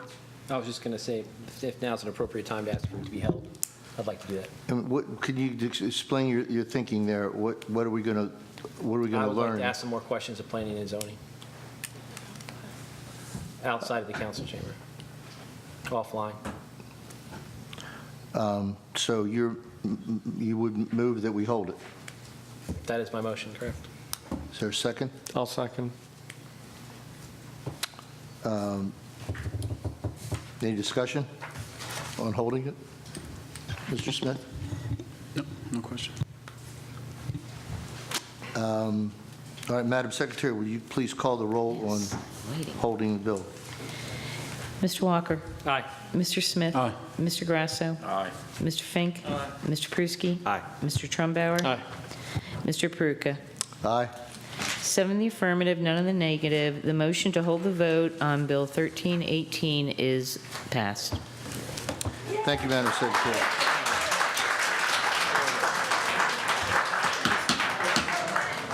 Ladies and gentlemen, I'm going to ask, as you leave, to do so orderly. We have more business to attend to, please. Thank you so much.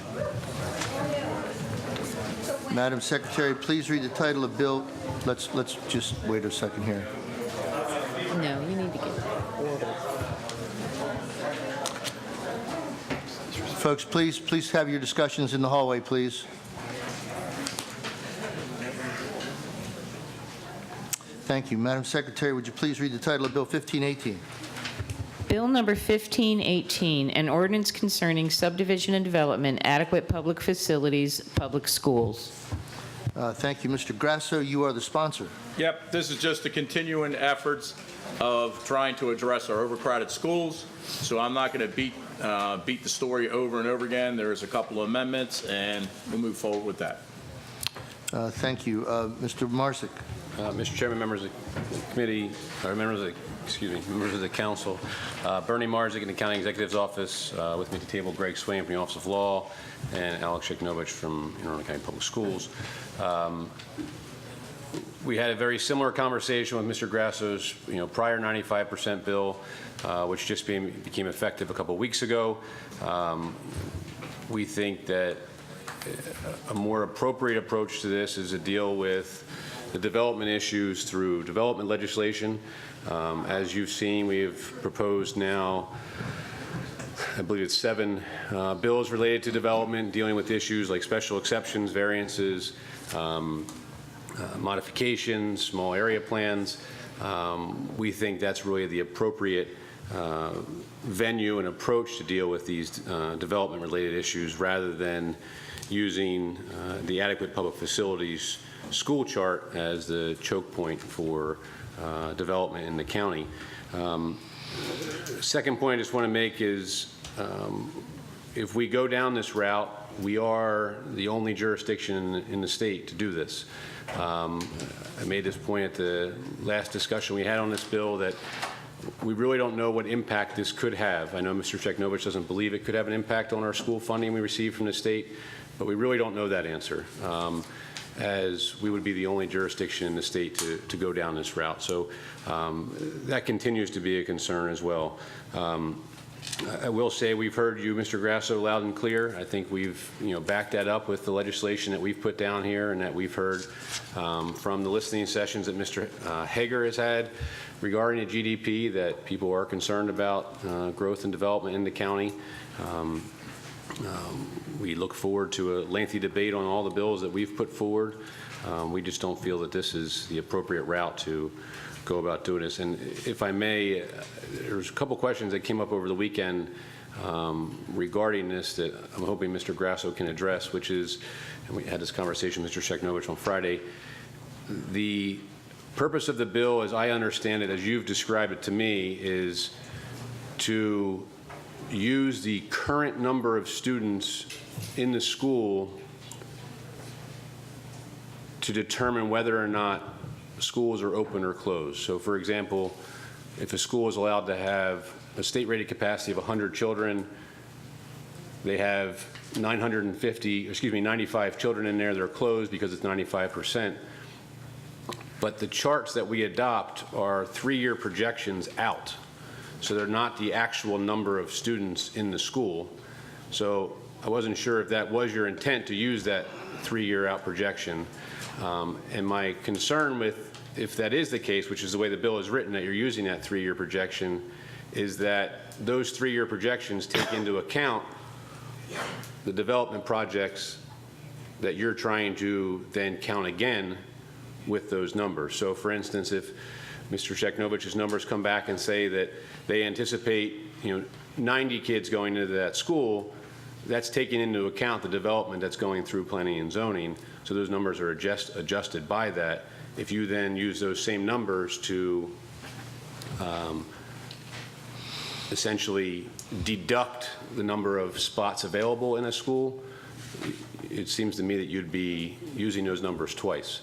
So I think that's an issue that maybe needs to address, if that's your intent. If your intent is that it's the actual number of students in the school, then it's a wholly different issue as well. So I'm not sure if you would be comfortable addressing that, or if we can address it at the next council meeting after the bill is amended. So. Yeah, well, Yeah, I'm not, I want to go home. I've had enough of this.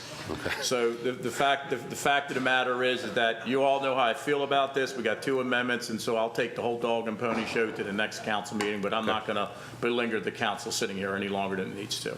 So with that being said, it is what it is. With that being said, thank you.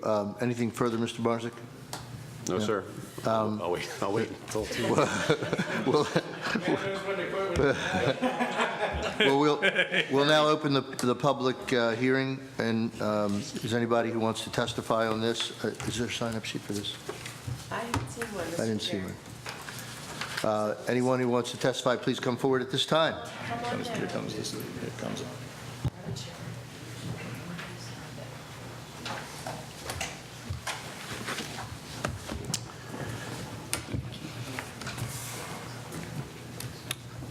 Good evening, Mr. DeVito. You're the first one to sit down, so we'll start with you. Lucky me. I actually have a handout here that I'll go ahead and send around if possible while I'm speaking. And actually, Eric DeVito, Millersville, Maryland. Mr. Marzik kind of hit on some of the problems that I have with the bill. I think it's a projection layered on top of a projection, but that's not actually what I wanted to speak to tonight.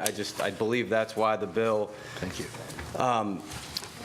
It needs clarification as it's written. I just don't think it works because of what happens for those projections in those out years. But basically, the chart that I was putting out in front of you is kind of our much maligned APF system. I think a part of the problem is a lot of folks don't quite understand how it works. And basically what happens now is you take actual enrollments from the Educational Facilities Master Plan, you project out 3 years, and you project whether the school is going to be open or closed. And a lot of times it correlates. Actual enrollments are under, projections are under, school open, or vice versa. But what you have in front of you, there are 15 schools where those are divergences. In other words, that the capacity is either under or over, and the projection actually is just the opposite. And in fact, only one school would actually goes the other way. In other words, the school is currently overcrowded, yet the projection has it open. That's one school. 14 of them, there's actually plenty of capacity in those schools, but they are projected to be over capacity. So that school is closed right now, today. Even though there's open seats in the school is closed and the development cannot go forward. So that's the APF system working. It's forecasting out, seeing that development is coming, so it stops all applications from being approved. It actually stops the development from occurring, even though the school's open. And the number I quantified on the bottom is actually 5,000 development units. That's just for the 4 high schools. Those are 5,000 units of development that are not allowed to go forward right now, even though those seats are in that school open right now. But those development units are stopped and held up because there's no APF capacity for them. That's the way our system is designed. And honestly, flaws, pros, cons, a lot of the development community doesn't like it, but we at least understand it. And unfortunately, I'm not sure we quite understand what the new bill is supposed to do. Thanks. Thank you, Mr. DeVito. Sir? These guys. I'll let them speak first. Well, since I didn't know your name, I didn't say it. So No, that's fine. Please go ahead. There you go. Sure. Kevin Haynes. I live in Smyrna Park, Maryland, obviously. I have 2 young children. I work as an environmental consultant in this industry. I work for myself. I am a small business owner under the age of 30. This bill, the 3 gentlemen sitting here, I'm sure will have much more technical things to say as to why it's a bad idea and why it should not be passed and go forward. One of the biggest things I see is it pushes development into the more rural areas of the county because that is where schools will be open. You're promoting sprawl with this bill, which seems to be against smart growth and smart planning that is something that most people who are for this bill promote. I think it has a damaging effect on affordable housing throughout the county, which is someone who is young and trying to grow and stay within this county is it's not something that's very hopeful to look at. Obviously, housing prices in this county are high as is. There are plenty of places in the state that have lower housing costs, and I can still work here, yet the county will not get my tax dollars. That, to me, seems to be not very good idea. So I would just ask you to hold off on moving forward with this bill. Thank you. Thank you very much, sir. Appreciate it. Sure. Jeff Greenfield, Maryland Building Industry Association. We're opposed to this bill, supportive of the amendments if the bill does move, although we hope the bill doesn't move at all.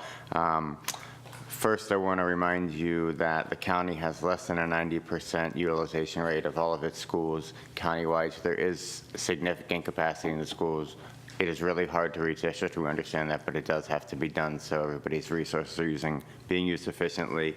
Mr. Haynes just got to it. I call this bill a dumb growth bill. It basically says you can't build anywhere except in the rural areas or well and septic, and we just sort of had that debate. But as a county, we have priority funding areas, we have growth areas. That's where we want to target the growth. This says, no, you can't go anywhere. I was here at the work session last week, I guess it was, and it was said that every county uses this, what I'm calling a rolling school chart that kind of opens and closes as the wind blows. I work in every county in the Baltimore metro area for the association, and I can tell you that none of the counties use this. Every county passes a school chart once a year. Everybody knows what's open. They know what's closed. It helps with predictability both for planning and the school system and also for the development community. We can't invest significant resources, hundreds of thousands, millions, in buying property, going through the development process, only to be told, you can't do that. Elliot put in his plans last week, and he had his schools test. Your school's shut down. We can't plan for that. We can't invest in that way. And we were here for the last 95% bill, and we complained that no fiscal economic impact study has been done on any of these bills to shut down 75, 80% of the county, and nothing's been done with the task force recommendations from the APFL group that worked, I guess it was maybe almost 2 years ago now. So we're still waiting on all of that. Nothing like this should be done until we have those answers and we really work through this problem in a comprehensive way. We're happy to do it. We're happy to work on mitigation. There are real problems here. Let's do it together, but this is not the right mechanism. Thank you. Thank you. Thank you very much, sir. Mr. Powell, good evening, sir. Good evening, Mr. Chairman. Thank you very much. Elliot Powell returns with his map, Whitehall Development. This is a map of the open-close chart and the impact that the additional 5% would have. And why do I say 5%? Because in counting classes, once you're below 95%, the next class or group under project under will have to count seats. So if you consider that somewhere between 90 and 95% is eligible to be closed by counting schools, these are the additional, there are 25 more schools that fall into that category of potentially being closed. That leaves about 80% of the schools closed and about 90% of Anne Arundel County closed to new development. So it has a real impact on jobs, home construction, people in the building industry. There's also concern of do the numbers really work? I mean, are we really predicting school enrollment with new construction? At Annapolis High School, we got this number from the Board of Ed and from the Department of Planning that was last in service. In 2014 and 2015, there were 208 students added to the Annapolis High School students system.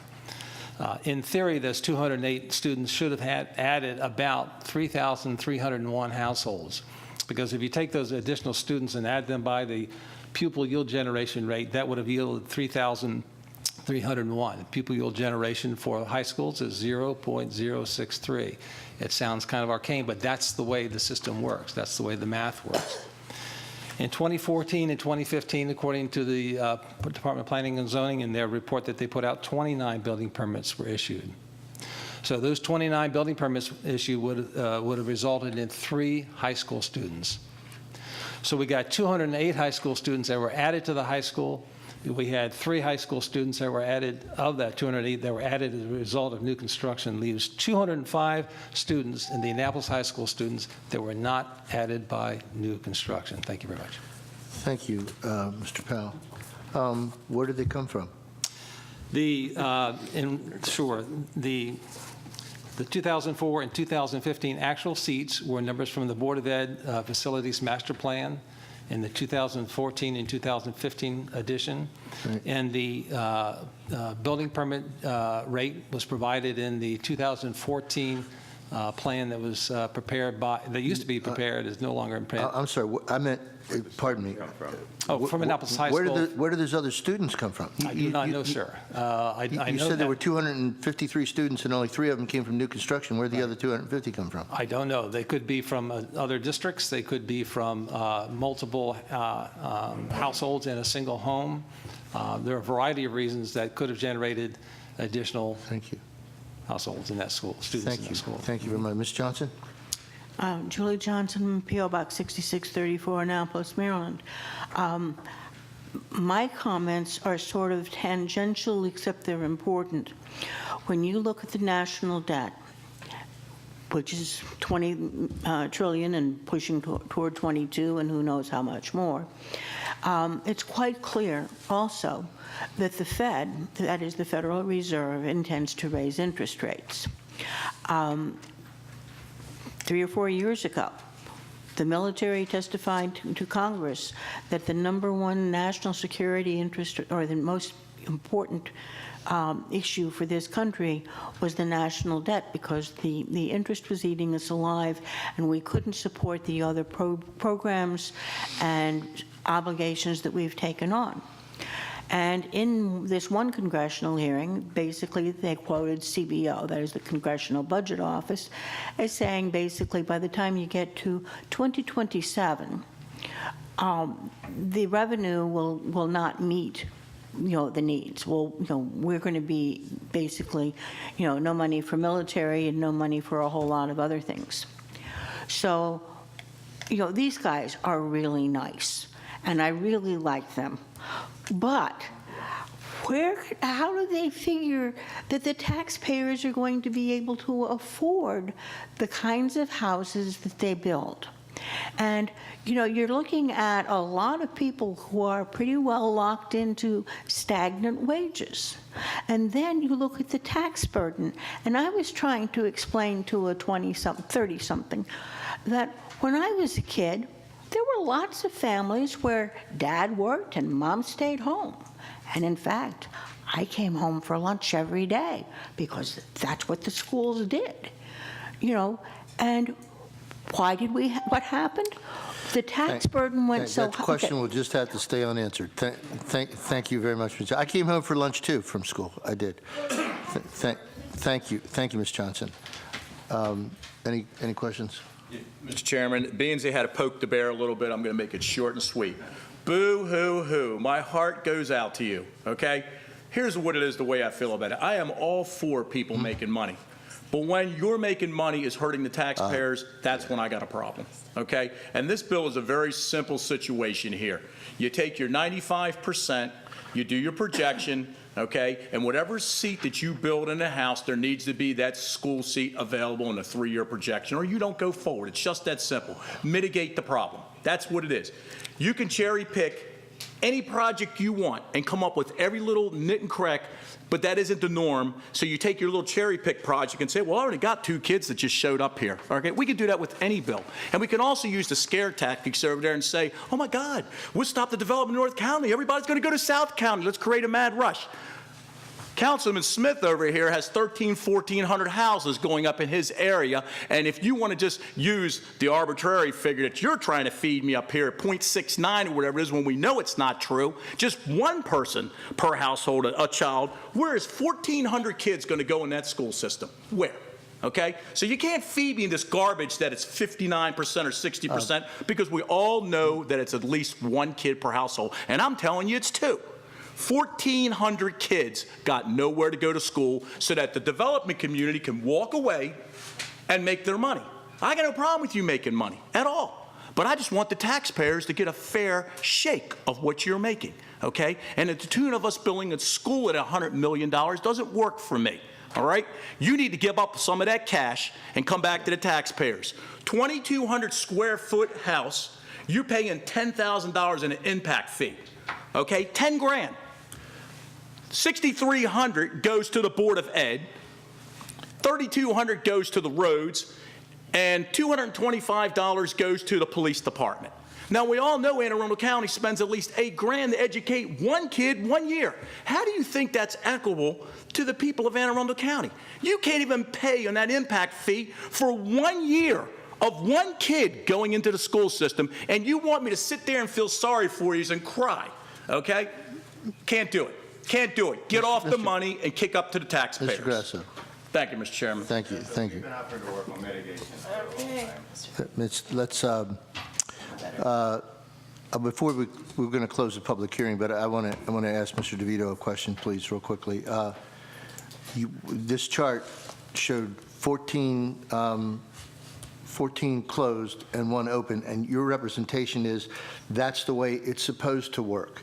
In other words, it's supposed to be conservative with regard to the space in the schools. I'm saying the way the projection system works today is it looks out 3 years, and if the school's projected to be closed, even if it's open today, even if it's, as it sits today, is open, which is what that chart shows, that'll still be closed for development applications, and that's the way the system's designed. Okay. Right. So your point is this isn't bad. This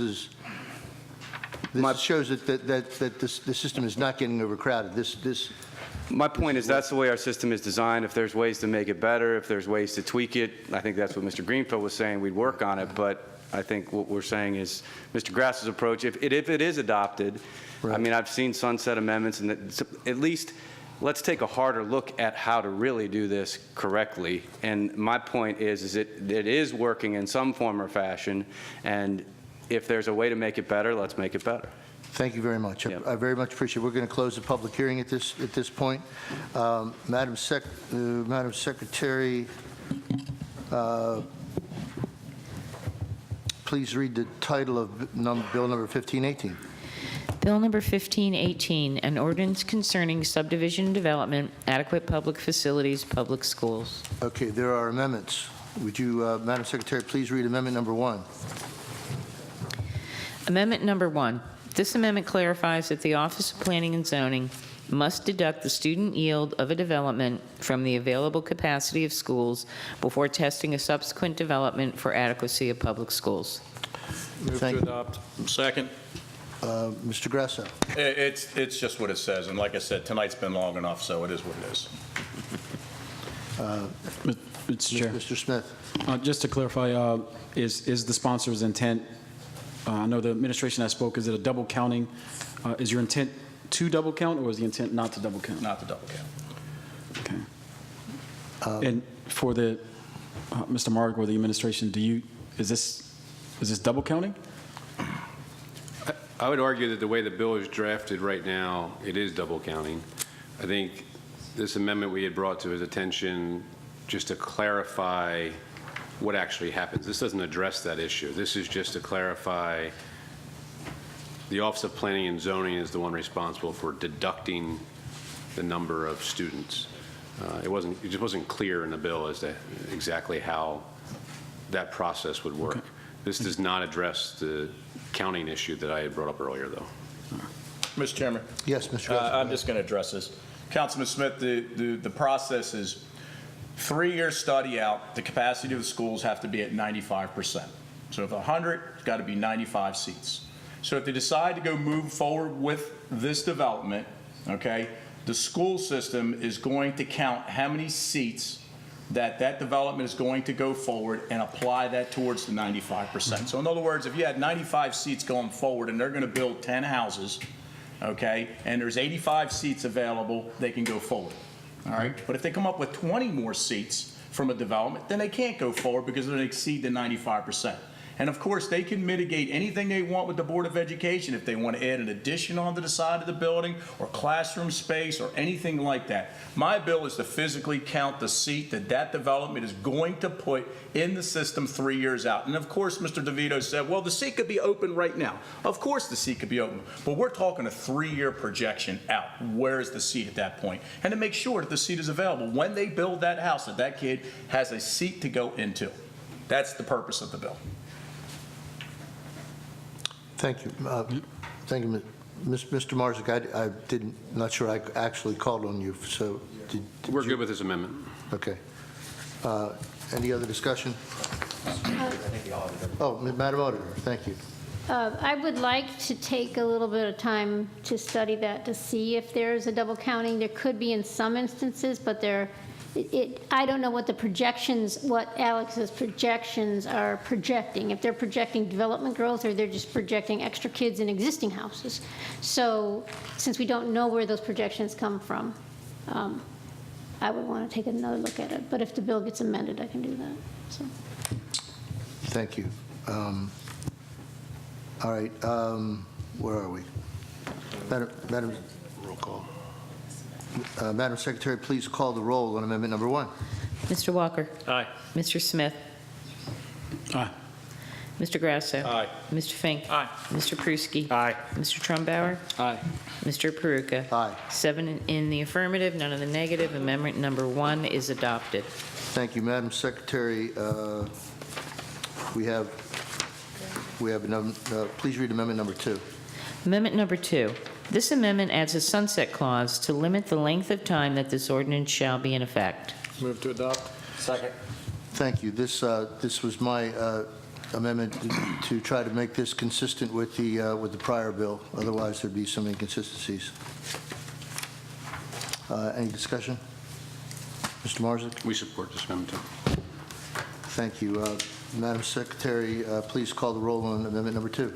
Mr. Walker. Aye. Mr. Smith. Aye. Mr. Grasso. Aye. Mr. Fink. Aye. Mr. Pruski. Aye. Mr. Trumbauer. Aye. Mr. Peruka. Aye. 6 in the affirmative, 1 in the negative. Amendment number 2 is adopted.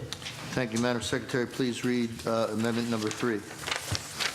Amendment number 3. This amendment provides for a delayed effective date for the provisions of this ordinance.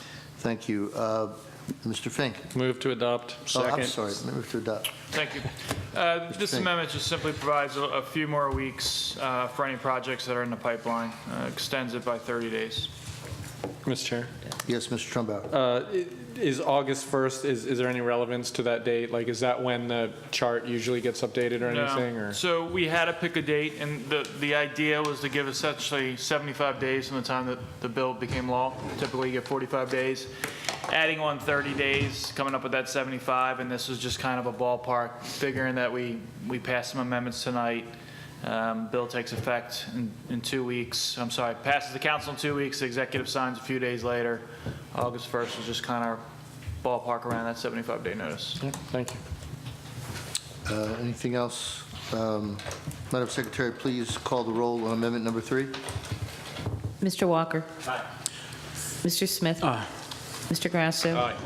Mr. Fink. Aye. Mr. Pruski. Aye. Mr. Trumbauer. Aye. Mr. Peruka. Aye. 7 in the affirmative, none in the negative. Amendment number 3 is adopted. Thank you. Bill number 1518 as amended will be heard on April 2nd, 2018. Madam Secretary, please read the title of Bill 1618. Bill number 1618, an ordinance concerning capital budget and program, Jessup Elementary School fund transfer. Thank you. Mr. Marzick. Mr. Chairman, members of the council, Bernie Marzick from the County Executive's Office with me at the table, Alex Shednovich from Monroe County Public Schools, and Lori Blair Klossmeyer from the Office of Law.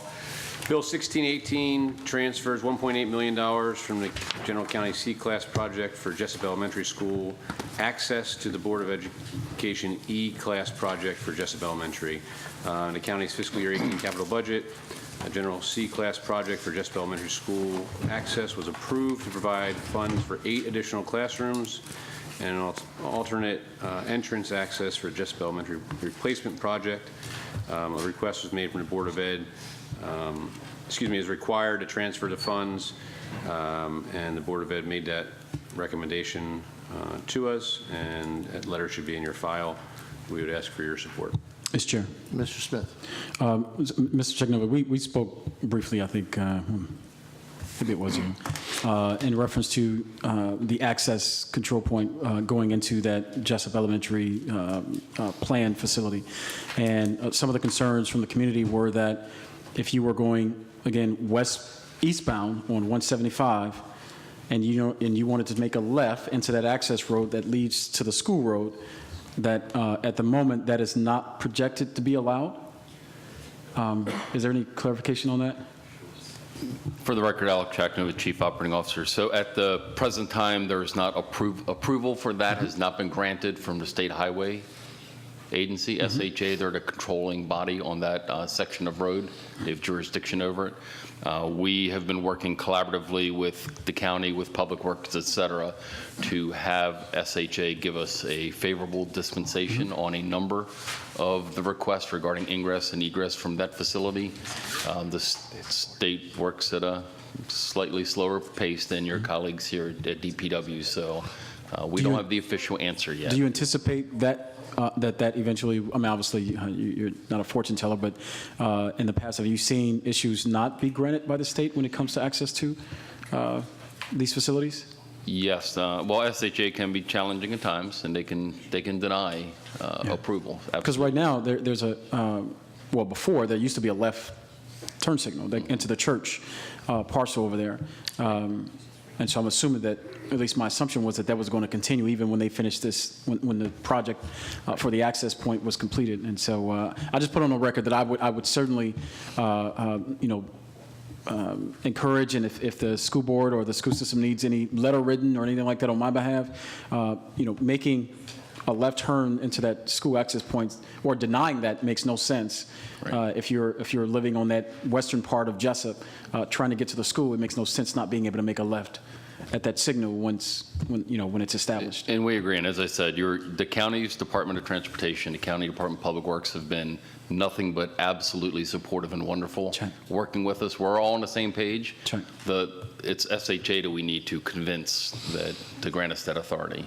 Last point, when it comes to school buses going into completed developments, I noticed it's slightly a topic, but since I got you here, is there a way for us to work on when project or development roads right now, when they're not turned over to the county, you all do not permit buses into those developments until they're completed. And so I would like to start a dialogue to see, well, what can we do on the county side when it comes to those roads, so that if it makes sense to allow a bus to go into that development, using common sense, I would hope that we could find a way to work with the county, the developers, and the school system to make it happen. So these developments that are 2, 3, 4, 5 years long in process don't have to wait until the parents and the communities don't have to wait that long to have bus access for the schools.